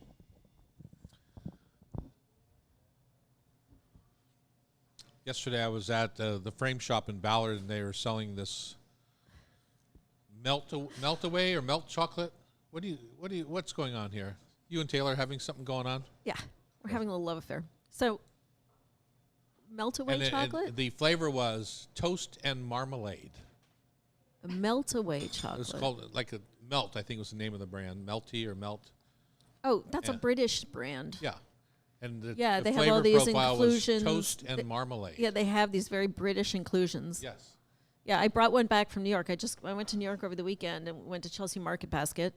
A friend of mine saw David, and he had melts, and so I went, oh, I'd never seen that brand before. Well, now you have. You know, in my world They of sold it at Annie's Frame Shop in Ballard. okay, well that's good They to sell know. it at Annie's Frame Shop. Yeah. They have a ton of Was little, it good? Like, I- gifty stuff. I didn't try it. I was everything I could do to not buy it. I bought one and took it home, and well, I haven't tried it yet. Yeah. Then I got my bill for $1,300 for the frames, so I thought, I'm not having Yeah, this It is stuff. Did so she- expensive Wait, to she frame. sold Framing is chocolate. She's a expensive. frame shop that sells. She's got little chocolate. gifty things in there. When you walk in the front door to the right, Yeah, she's And how got a would- bunch ha- of different and chocolates. should I go there for frames? Yes, it's the best. they do Not- a beautiful job framing stuff. It's, Or you Not- could do not your those own. kind of Oh, frames. not these kind of frames. No. That's what was confusing me. No. no art framing. Art framing. Yeah. Yeah, I was like, eyeglass frames? All right, we're back here in the kitchen. Eliza is in the hot seat. She is Eliza Ward from Chef Shop down there on Elliott. You haven't moved yet. You had talked about maybe. Haven't moved yet. No, not yet. We're Thinking still about there. it. We're not yellow anymore, but Not we have not yellow, yeah. moved. We're hiding. Anyway, if you think about the Magnolia flyover that takes you out to Pier 91 or to the Magnolia Bridge, Yep. you're right there at the bottom of that where it's the most difficult place to park in the universe. Yes, it is. You have your own 3 spots in the parking lot of Holy Mountain I think they Brewing might there. even have 4 spots. 4 spots. And then before 3 o'clock, you can park on the street there. Yeah, you can. It's And well there's- worth and- the effort. And is there's what I'll a say. shared parking lot next to the Ariel fencing place. Oh, okay. You can also park there too. What's nice about that lot is you can exit out the back if you're going north and go up to the light. So if you want to go north. Right by the train tracks. Exactly. Remember, you used to be able to go over those train tracks. Anyway, terrifying. It was terrifying. So tell us about where Chef Shop is these days, and then we can get started on our chocolate tasting. Where Chef Shop... What's the big deal? Because I know your big season is coming up. It is coming up. In fact, last year, I remember I was talking to Miley about the fact that we did a panettone tasting last time with you guys during our season. So, yeah, I think I ended up buying $1,000 worth of panettone from you. We are careening into Christmas season, and I think we just turned on our panettone. For those who are listening, who are looking for a panettone, go seek it out. We will announce it in the newsletter this weekend. Okay. So pre-orders, have our new system now. We're on Shopify, so it's a little bit of a new experience for people who haven't gone out. But if you are looking for panettone, I highly encourage you to pre-order it. I put about 90% of it up for pre-order for this year, and it's kind of a crapshoot this year with the tariffs and all that stuff. What's going to happen? When do you have it in house? Like, if people don't know what flavor they want, when will they be able to taste? 1st of November, probably beginning of November. And the beginning of November is when we start our Christmas hours too. So we will be open till 6 every day, and we'll open on Sunday from noon to 4. Oh my God, you actually have to work for a living. I know. Yeah. Only in November, December though. Let's talk craft chocolate. You've brought So first I want to say for us to taste. I feel like I'm walking into let's show Eliza idiot hour here. So we'll see what happens. Yeah. So I'm not an expert. You made that up in your head. I know, right? So I'm not. So craft chocolate, we haven't been selling it for very long. We started in 2020. Before that, we were mostly focused on couvertures and baking chocolate. Wait a minute. What's the difference?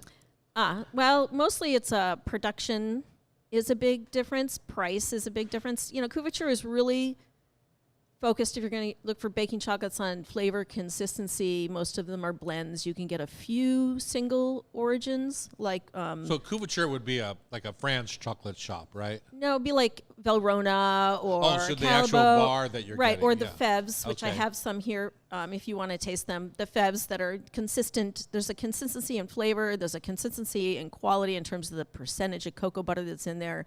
So it's really about consistency and quality. And Febs, for the listener, are those discs of chocolate. Yeah, so that you can measure out your chocolate perfectly if you're a pastry chef or if you're a chocolatier, right? So and it comes melts from nice bigger and production. evenly so that Yeah. you don't have to cut it or... Exactly. And so that's what we historically had been focused on because we're mostly an ingredient shop. But in 2020, when our cooking classes went away, we were like, oh, what are we going to do with this empty space in the middle of my store? And we filled it up with craft chocolate. So really, we've been only doing this since 2020. And we're slowly building our collection, what they call a craft chocolate collection.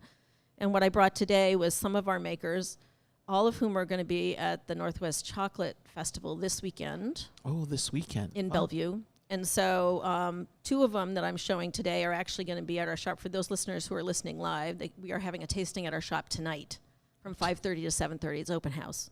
So feel free to come by and meet the makers of a few of the makers that I'm featuring today. Can plus people a few bring others. a bottle of red wine and have wine with their chocolate? You can. BYOB, You BYOW. can. I know you can. I'm not against that. But no, it's a chance to talk to them and taste the differences. It's free. So it's nice. It's a nice, it's rare that you get to taste all these chocolates side by side. When it comes to craft chocolate, the flavor profiles really vary. That's the biggest distinction in terms of the end product between a couverture chocolate and a craft chocolate. Couverture is really looking for consistency because you're dealing with large production or large, makers. As are the bakers. They want to know Bakers, exactly right? what They they're want to know getting. exactly. Craft chocolate is really about finding quality beans. It's bean to bar for craft chocolate makers. So they start with the bean and they go through the whole process. And in many cases, they start even before the bean. They're working with the farmers to dictate like what varieties of cocoa are they looking for? When are they picked off the tree? How old are the trees? What is the quality of that flavor that they can tell from often just from looking at the outside of the cocoa? What are the, and they work with the farmers and then they take it all the way through to the final chocolate. But these people that are making this chocolate, do they go down and meet the Often. farmers? Yes, a lot of them have direct relationships with the farmers. Wow. So like Levelez, who comes out of Tabasco, she works with cocoa farmers in Tabasco and Oaxaca. So she knows them personally, as does Arcelia with Mission Chocolate. She works with Brazilian chocolate growers. She only makes her chocolate with Brazilian ingredients. So that's very common. Like Levelez, only Mexican ingredients. Mission, only Brazilian ingredients in her chocolate, including the cocoa beans and where they source. Interesting. And then Ara, who is based in Paris, they know a lot of their farmers. They work mostly with farmers in Venezuela and Peru, but in this case, I brought their new bar, which is a Martinique bar, which is very Did you unusual. go visit them? Because you just got back from Paris. I didn't get back from Paris. I did go to Got back from Paris New York. last year and visited them. This year, I didn't actually make it to Paris. I just got back from France, but I didn't go to Paris. Oh, you weren't in Paris. Okay. Yeah, I was in Paris. But she's here. We hung out yesterday afternoon, and I got a nice education on chocolate and how she goes through her process, which was nice. So Do it's tell. complicated. It's complicated. There's so many places in the process. There's so many parts of the process where you can make decisions based on what outcome you're trying to achieve. It's a lot like wine in the sense of that, all the way from when you pick the pod, how early or late, how much you let it ripen on the tree, to how you ferment it, how many days are you fermenting it? Are you fermenting it 2 days? Are you fermenting it 7 days? How you dry the cocoa beans, to how you roast them, whether you roast them low and slow or high heat and fast, or whether you're roasting them with or without the hulls on. And then you get to the mixing, the grinding, and the processing, yeah. conching, and how long you conch it, and then all that stuff. And it impacts the flavor of the end result. Every single step will impact the final result. So a lot of the craft chocolate makers spend a lot of time tweaking all those things to try to, one, get the maximum and desired flavor out of a particular bean, and two, they're just experimenting to understand, how does fermenting it for 2 days different from fermenting it for 3 days? How is stirring it once a week or once a day during the fermentation process, during stirring it every 12 hours? Wow. And everything makes a difference. So And- this making goes all the way back to the Aztecs. There's got to be a little bit of stuff in books about all that they don't From all the have to Aztecs that they- recreate the I think wheel. Honestly, I think the French perfected. Most of these style chocolates are European style. The Mexican style is different. They ground it by hand.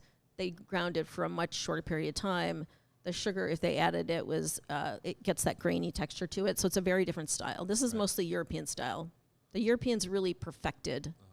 Once the chocolate You're speaking bean was historically. historically, once they discovered the bean in Mexico and then figured out how to propagate it and make it happen, then the Europeans kind of perfected this style of chocolate, which is a more creamy style of chocolate. Creamy, yeah. And they also how much cocoa butter you add or take out impacts, of course, that flavor and that texture and that mouthfeel. So the Europeans were big on creamy. The French were big on that creamy style, where the Mexicans generally just whatever was in the bean was in the bean. Number 3 on my plate, the one next to, is that just plain cocoa butter on the end? Or what is That is a caramelized white chocolate white chocolate? with sea salt. So Okay. So Number 3 I the just first two are single origin, one from Venezuela, which is a porcelana bean. So there's sort of they used to talk about 3 big families of varieties of cocoa pods. One was the Criollo, there's the Forastero, and then there's the Now you're just showing off. right. Okay, I'll stop. But this is so the porcelana is a variety of Criollo. It's 100% Criollo. The third one. The first one. The first one. What's the third one? The third one is a 58% chocolate with passion fruit powder added. So it's an That's why- infusion bar. I thought that was just all chocolate. So It's it's like I've never had a chocolate that tastes like that. No, it's an infusion bar from Okay. Levelez, and they have passion fruit in there. And that's Wow. what giving it all that flavor. That is All right. delicious. But the thing that I find the most interesting is the difference between a porcelana, which is 100% Criollo, which is the first one, and the second one, which is a Martinique. And the flavor difference between those two shows you very distinctly the difference that certain beans and certain technique changes will have on the final flavor of the chocolate. So with craft chocolate, you're not looking for consistency. You're looking for a unique flavor, everything that you, and there may be differances in the batches as well. So she And may if make- people come to Chef Shop, can they try this? Well, Do they you have can tonight. samples? They can tonight. Yeah, You can exactly. tonight. Wow. Do I'm you gonna have chocolate day. that I'm people- gonna have 4 chocolate makers open tonight, so it's a great. And only one of them actually is flying in from Shanghai. She's gonna be late, but we're still gonna have her chocolate out to taste. Sometimes we have stuff open to taste. Yeah, 'Cause it's It's expensive. an expensive. Especially with chocolate right now. It's crazy. We have one sitting. Usually, we'll have one sitting up on the counter that you can try that we're featuring every week Every or week. 2 weeks. Yeah. Oh. Are you seeing tariffs kick in at this point? Oh yeah. Oh, yeah. You have the combination of the tariffs and the cocoa crisis, and you're seeing. I'm glad that those countries are paying those tariffs. Oh yeah. Oh yeah. That's Don't lovely get me of them. started. You know, So no, between the cocoa crisis, which has hit the Ivory Coast mostly, which is sort of like Ivory Coast produces about 40% of the chocolate, and so Climate it's just- warming. Yeah. yeah, it's just a disaster. All right, you're going to stay with us for trivia. Is that correct? Sure. All right, good. We're going to come back with Food for Thought Tasty Trivia brought to you by Rub with Love Spice Rubs. Am I off? What's up? Oh, no. I forgot you. Christina gotta is redo here, that. and Redo. Christina's doing Christina's trivia. staying with us for trivia. Sorry. Okay. Oh, I'm uninvited. You're out of here, Eliza. I'm uninvited. Okay. Wait, here, I'll try. Let's do this again. I totally went right by the segment. You've been so patient. You missed a page. I missed a page. No, you're fine. Thank you, Eliza Ward from Chef Shop. Up next, Christina Wood is here with her new book, Pastry Temple. On Cairo Radio, it's the Hot Stove Society Show, 97.3 FM. I just was paging through.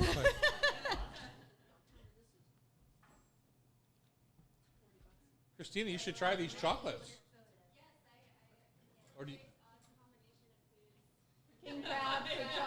Oh, no whining. No whining at the hot stove.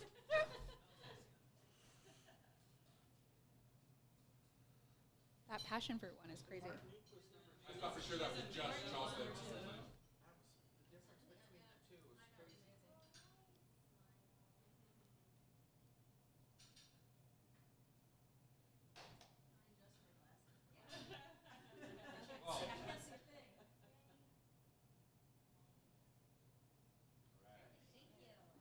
I like that white chocolate.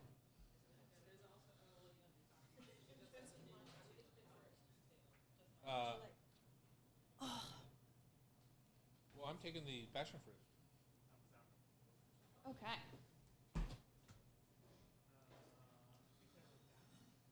So people buy these just to nibble. And it just becomes this whole thing. Yeah. All right. Yes. Is this proper sounding? Maybe for you. Never seems to work for me. Oh yeah. Talk about keeping it awake. Ignoring. I'm ignoring whatever was on behind me. Things and all of a sudden-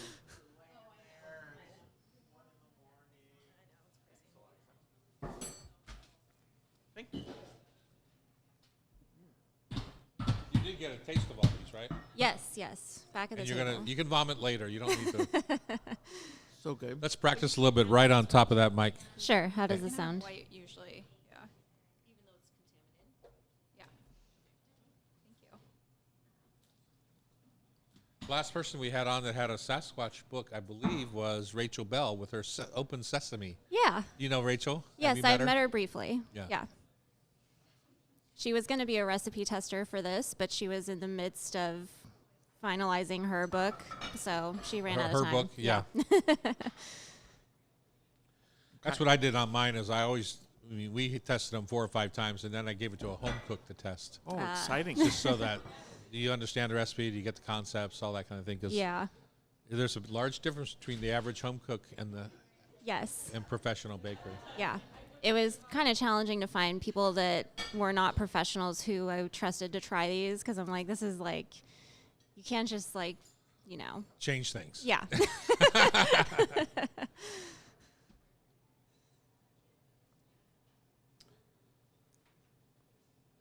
All right. Brigitte, are you ready? I'm ready to roll. What's your name in Turkey? If it's in France, it's Brigitte. I was doing Brigitte Or you, because it was easier to pronounce. you secretly like that name, don't you? I call her Brigitte when she wears her beret. Yes. She's like a different person. Thank you. Yeah, the little peas are wonderful. Wow.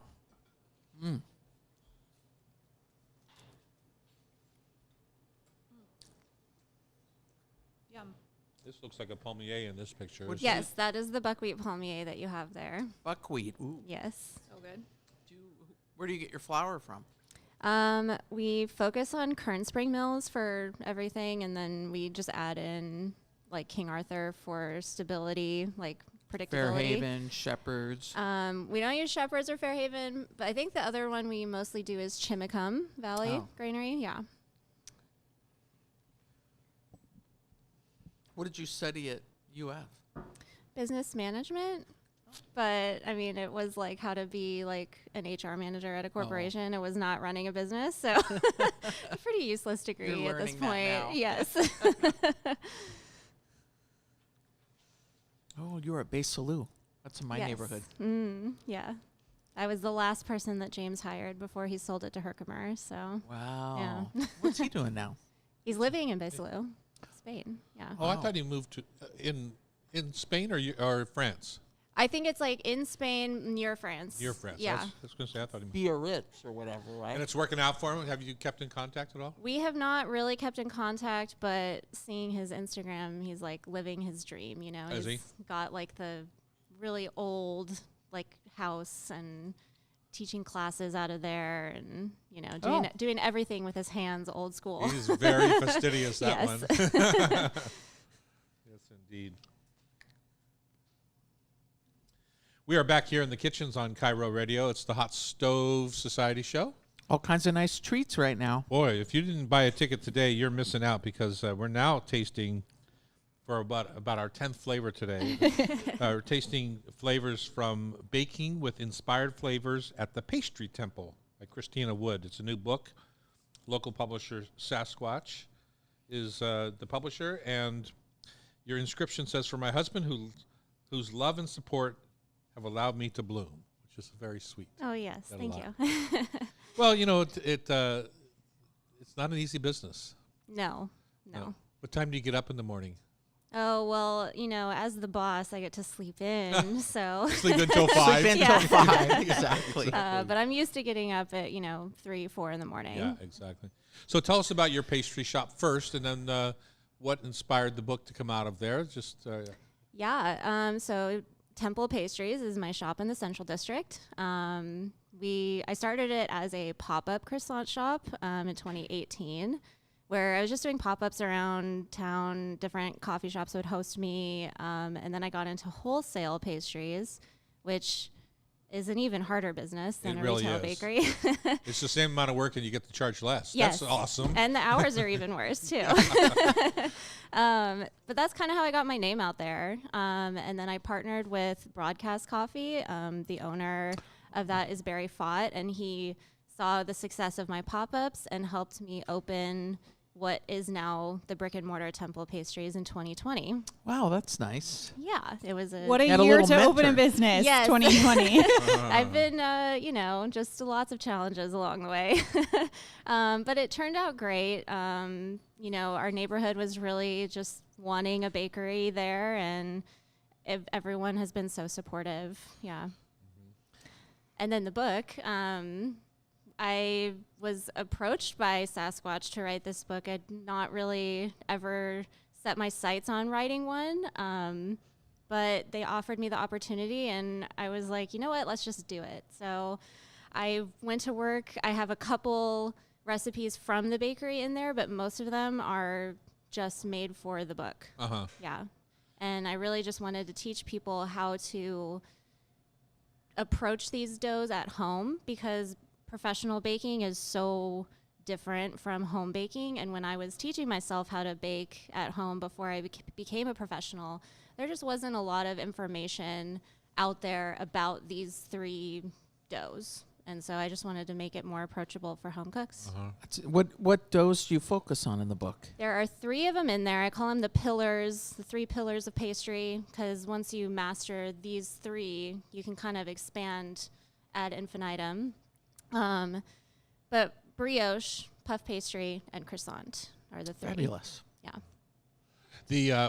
I got approached so many times to write a book when I was a younger chef and restaurateur, and I just never felt like what I had to say was that interesting. And then as I got older in the business and I learned more things and we had a more variety in my kitchens, I felt like I did have something to say. And it sounds like you have a real purpose for your book, these three Yes. doughs. Yeah. Yeah. Yeah. I feel like pastry is my calling. It's kind of like why it's called Pastry Temple. Like I view this as like my reason for being, and I'm so dedicated to the art and the craft and like teaching my staff and teaching others how to find creativity within the parameters of pastry. It's just really exciting to me. Yeah, that's awesome. So brioche, croissant, And puff pastry. and puff pastry. Yeah. So I find croissant and puff pastry very similar.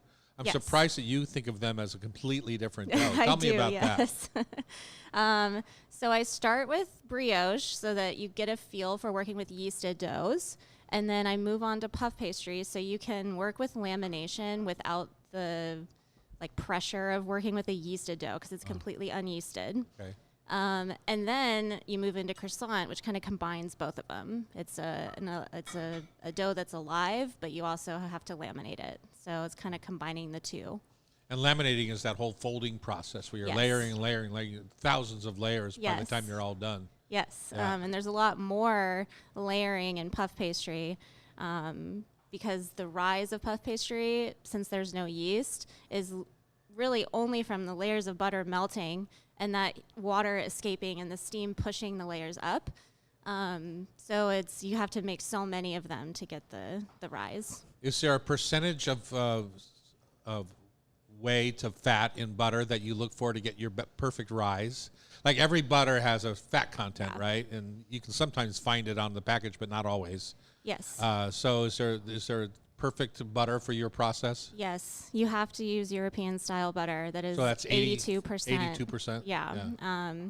It's not just for flavor, it's also for its flexibility. If you're using, just your regular old American butter, it has a lot more water in it, which when it's colder makes it more fragile. And it's a lot easier to just break into a million shards and then you don't get those beautiful layers. Uh-huh. Oh, that's interesting. So, how much butter do you go through in a week? Oh gosh. Let's see. We buy like 12 cases of 10 kilos a week. Wow. 120 kilos. Wow, that's amazing. That's so math on the fly there. 200 and Yeah. 200 and some odd pounds. Or did you Yes. get in Plugra, or do you have? We get fancy sheeted butter. It's already in flat sheets so that we don't have to pound it out at the bakery, which is huge. Love Time it. saver Oh. there. Wow, that's amazing. And So, Yeah, go sorry. ahead, go I was ahead. just going to say, in the bakery, I mean, I think your brand is in croissants and people know you for the croissants. Is that what Yes. sells the best in the bakery? Oh yeah, Okay. that's by far our best-selling category. But our petit gâteau desserts are also doing really well. And I started a bread program almost 2 years ago now that is also really thriving. I think people are kind of seeing oh, it's not just pastry that we're doing well. I try to do everything perfectly. I'm a perfectionist. wow, Well, that's amazing. if you worked at Basalou, you had to be a perfectionist. Yes. Yeah. Well, and same at Bakery Nouveau. yes. I think of Basalou being like the epitome of crazy perfectionism. Yes, and everything was done by hand there. We were making coconut macaroons, whipping egg whites by hand, because if you let a machine do anything for you, it wasn't artisanal. And, we cut our own chocolate batons. Just everything was by hand there. It was an incredible experience, but I don't make my staff do that. How many croissants do you guys go through in a day? I'm assuming you're not doing wholesale anymore. We do a very small amount of wholesale, but we are going to be ending that program eventually. It's not something that I want to grow because I like to keep my staff a little more engaged in what we're doing, and kind of just baking a million pastries and sending them off is not super satisfying work. Right. Yeah, the combo is better. Yeah. So on a weekend day, we probably sell about 600 pastries. Wow. Yeah. Amazing. That's I amazing. just want people to know this book, though, is so much more than just the three doughs, right? I mean, Yes. maybe you're going to master those three doughs, but there's recipes like gochujang babka. Yes. You know, you've taken a lot of liberties. Do you bring all that excitement yourself, or do you have a co-chef that more on the savory side? This is all me. This is all you. Yes. What brought all this on? Gosh, I mean, I talk a little bit Nucha about donuts. Yeah. It was basically a like a spreadable prosciutto Prosciutto paste. donut. Yeah, essentially, yeah. Yeah. I don't know. I've just always really thought that there is a big lack of savory options that are exciting. Like Out of a bakery. Yeah. And that's what people really want. They want something that's not sweet right away, or a lot of people do. So yeah, I just really wanted to focus on having the sweet with the savory and like many options, and just kind of like push the boundary of like what pastry means to people. Just putting really unexpected things with it. Right. Yeah. I mean, if you give me, I don't know about you guys, but if you give me the choice of a spinach and feta croissant or an almond croissant, I'd take the savory every time. Yeah. A lot of people are like that. I'm Yeah. I'm not personally, but Loretta, what do you look for in a bakery? What's your favorite thing? I think variety is one. I find a lot of bakeries that are doing like a plain croissant for me don't take them dark enough, and I like yours are crispy yeah. and nice, and I think it's just a style difference probably, but I like that kind of darker bake on a croissant. On everything for me. I like Yeah. the darker. On pretty much everything. And I think interesting flavor combinations, not doing, exactly the same 3 varieties. Obviously have your standards, but I think bringing new flavors in to maybe more traditional applications. At that I like. Poulin Bakery in Paris, I don't know if you've ever been or not, but he's I got have a not. couple. Unfortunately, he died in a helicopter crash a few years back. But they make an apple chausson that I just love. And then I saw yours in here with plum and cardamom. It's like, Yes. that sounds good too. That's exactly kind of what I'm saying. I think like take it to the next level Right. of it. Mhm. I Richard, want. go ahead. Sorry. I was going to say I want to know a little bit. Maybe this is just my own interest, but there's a lot of kind of religious iconography in the temple pastry temple, the Yeah. pillars. Mhm. Where does that come from? Yeah, so I talk about in the intro, my background growing up was very religious. My dad's a pastor. We were always in church. That was just kind of our thing. We're very like Protestant, hardworking, don't take pleasure in like earthly things kind of kind of Like a upbringing. croissant. Yeah, so I didn't really grow up eating really fancy food. But when I broke out on my own and kind of like, learn more about the world and what it had to offer, this became like my new religion. So that's kind of, I wanted to like tie in my background and like, this is like the cult of the croissant. Just kind What of like, was- Your what was the packaging is incredible. The cult of the croissant is on the inside of her boxes, Yes. and it's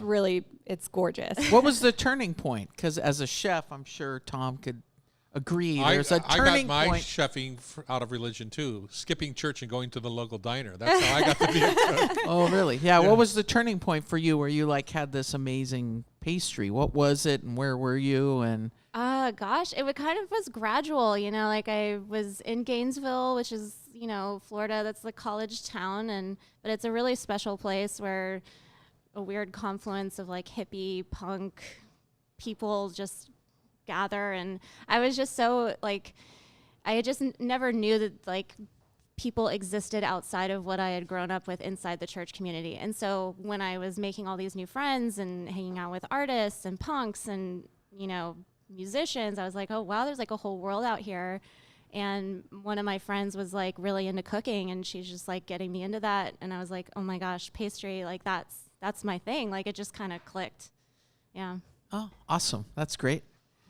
Love that. Have your parents forgiven you for changing churches? No, not really.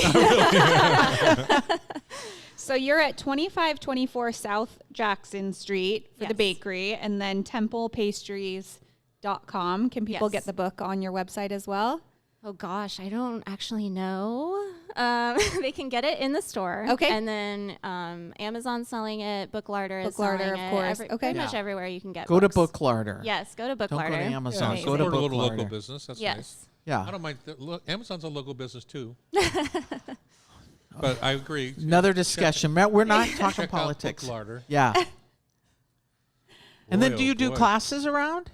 I am teaching a class at Kurtwood Farms, but it is sold out. And I have plans maybe by next year to have a little classroom situation You can set come up. practice here Oh, anytime. well, thank you. Yeah. Come teach exactly. I might class take you here. up on that, yeah. Yeah, for sure. Well, Christina Wood, thank you so much for sharing your passion of Thank you for having the me. Bay Street Temple. I appreciate you and look forward to coming in myself. I don't get to that part of town very I often, know. so I'm going to make a special trip. You know, I'm a Chinatown person. I kind of stop. And then I just need Well, to you head could up blast Jackson. up Jackson, Yeah, you know, exactly. across. Exactly.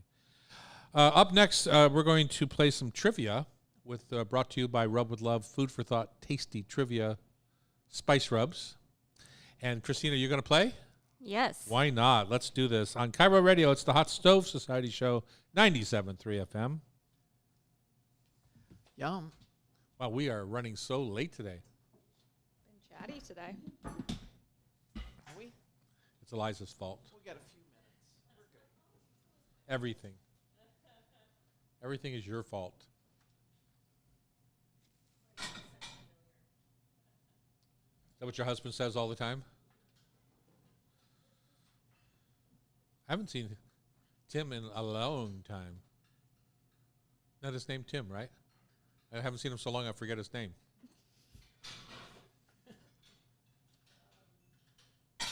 Yum.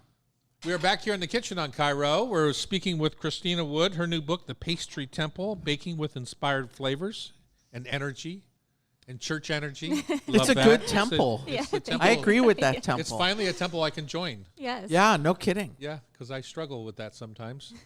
As my daughter would know. I told her, well, maybe I shouldn't say this on the air, but I told her about my feelings about religion in general, and she went on to become a comparative religion major at Colgate University. Yep. So.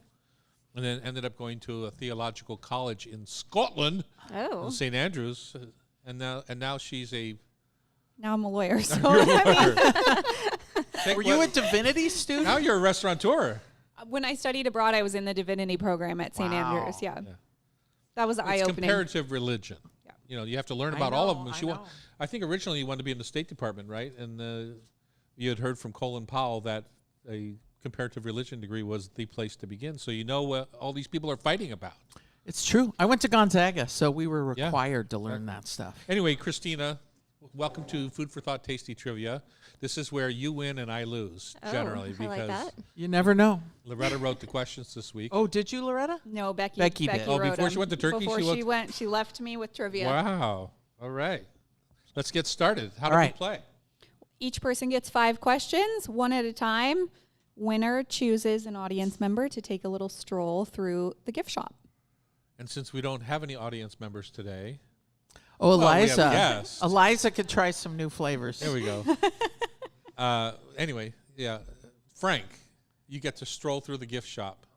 Okay. We're playing for- Eliza we're could playing too. for What Frank. is We're she, playing top for liver? Frank. All right, Bridget, let's get started. Okay. All right, Bridget. True or false?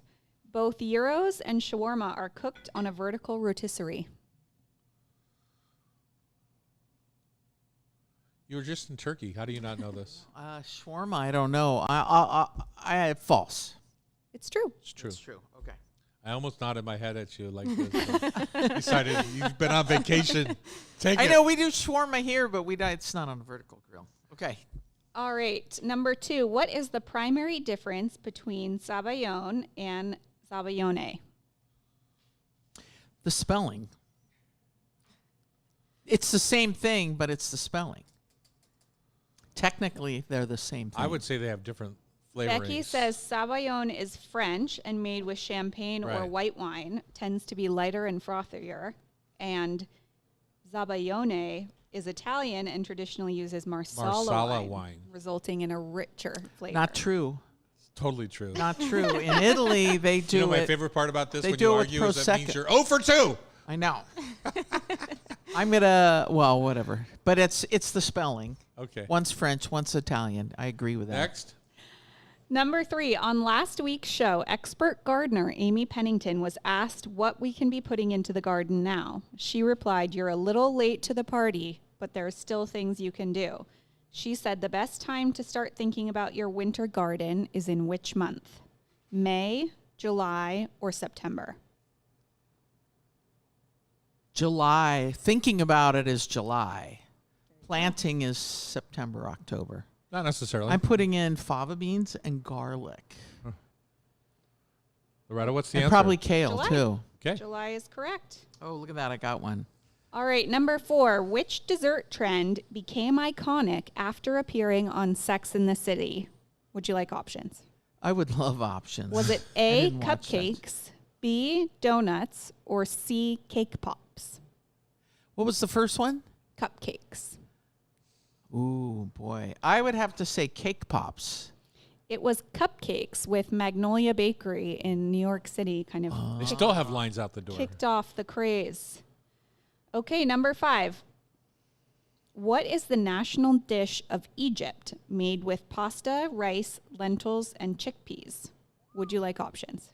Please. Yeah, I have no idea. A, biryani, B, injera, or C, kashari? The first one, biryani. No, It's last one, C, kashari. Kashari. Kashari. Have you been to Egypt, Tom? No, but I know biryani is Indian, and I know injera is Ethiopian, so it had to be kashari. Process of elimination. All right. Christina. You get the idea, Christina? Yes, I'm Ready? Just ready. get hammered. No, Becky will be nice The whole to you. idea is Becky- that we get to make Becky fun of is- you if you get it Becky's nice to Christina. Number 1. What is the name of the process that gives chocolate its glossy finish and satisfying snap by carefully heating and cooling it? Tempering. Wow. wrong. Nice job. Nice. Okay, number 2.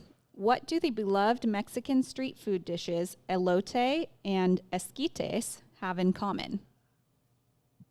I'm going to guess corn. That is correct. They feature corn as the star ingredient. Oh, Becky's going easy on you. I didn't know that one. Number 3. What is the signature sauce that usually tops a gyro? Tzatziki. Correct. Wow. I had some of I my, can't spell it, my though. Greek salad the other night. It was really good. Number 4. True or false? The Maillard reaction only happens if sugar is added. False. That's false. It occurs between naturally present sugars and amino acids, creating browning and flavor. So even like beef has a naturally occurring. Exactly. Mm-hmm. All right, number 5. What is found in the center of a traditional Sussex pond pudding? Would you like options? Yes, please.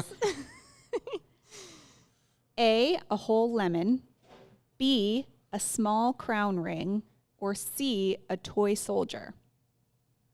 What was the second one? A small crown ring. Crown ring. Oh, I'm going to say crown ring. It's actually A, a whole Oh. lemon. Lemon. The pudding's suet crust encases butter, sugar, and a whole lemon. As it steams, the lemon softens and its juices mingle with the melted sugar, creating a the lemon pond. explodes. Wow. It's so good. I am Never- not well versed. never heard of it, never had British- it. It's yeah. so I've had it, and I used to make it. Oh, Right. there you go. 4 Sounds out of good. 5. Way to It's go, Christina. Sort of. All right, Father dearest. Maybe you're going down, maybe not. Number 1. Which type of pastry uses chunks of cold butter mixed directly into the dough for a faster, flaky result? For a faster, flakier result, pâte brisée. I don't know what that is, but Pie her, dough. her answer is rough puff or blitz puff. Yeah, pie dough. Number 2. What do you say, Christina? I was thinking rough puff, because it was, you know, Okay, it's fine. it's I haven't the heard quicker. the term rough puff, but I've heard blitz Whatever. puff. Blitz. Whatever.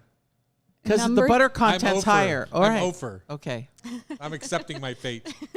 Number 2. Shawarma is often wrapped in pita and finished with tahini or garlic sauce. True. What additional topping is commonly found in shawarma but not in gyros? Topping. Ooh. You said tzatziki and what? I said tahini or garlic sauce. What traditional topping?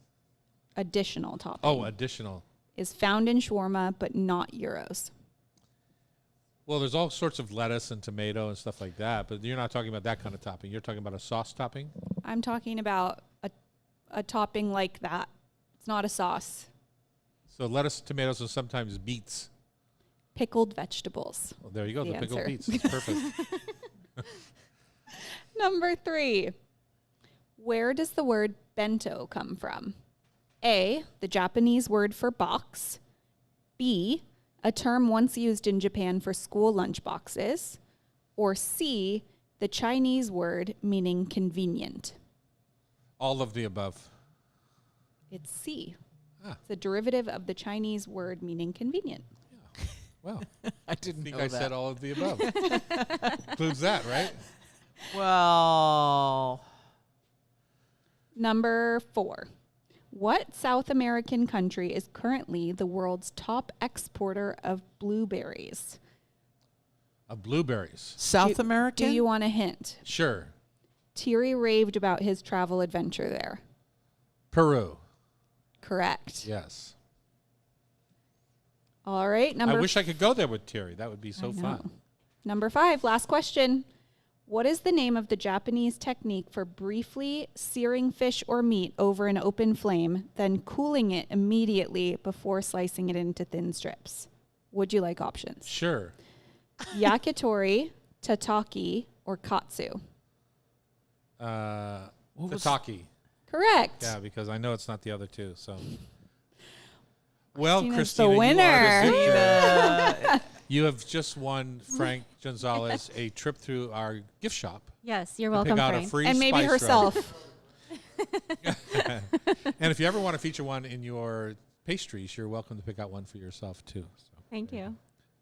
Can she pick one, or does she have to put it in her pastry? Sean, I'm going to go back and do the intro to the rub because I don't think I did. I think we got off just playing around. If your meal planning is in a slump, Rub with Love seasonings and sauces can make your next meal a home run. Ooh, how appropriate for the playoffs. You can pick some up locally at specialty stores like Chef Shop, J. Matheson, and Made in Washington, amongst many others. Let's play. And then I did how to play blah, blah, blah. Outro. Sean, you can do that. Sean is our editor at Cairo, who's listening now and does all the intro and outro music. If you want to be part of the show, you can join our community on YouTube Live at Tom Douglas & Co. or just buy a ticket to join us here in the studio at hotstovesociety.com. Our show is produced by Loretta Douglas today. Our technical wizard today is Nico Caballero, and our talented editor at Cairo is Sean, please don't call me Del Torre. And if you miss any episode of our Hot Stove Society show, you can listen via podcast. Just subscribe with your favorite podcast app. Thanks for listening. Go Mariners. All right. Thank you. Yeah, thank you. What a pleasure to have you. Anytime you're interested, come on down. We can. I'd like some next time you come to kind of break into at least like go through a pastry and just like top to bottom. Yeah. So, that's super fun. When Becky's back, we'll get her to book you again if you're. Get you back okay. on. Yeah, absolutely. Okay, quiet on the set, please. Hi, I'm Chef Tom Douglas. And I'm Chef Bridget Charters. Today on the Hot Stove Society radio show, we dive into Alaska King Crab with Katie Gatto of Keyport. Eliza Ward is here from Chef Shop to lead us on a craft chocolate tasting journey. And Christina Wood from Temple Pastries introduces her new book, Pastry Temple, Baking with Inspired Flavors. Very good. Very good. All done. Forgot to mention Thanksgiving. Christina, you actually got 2 hours off of work. How about that?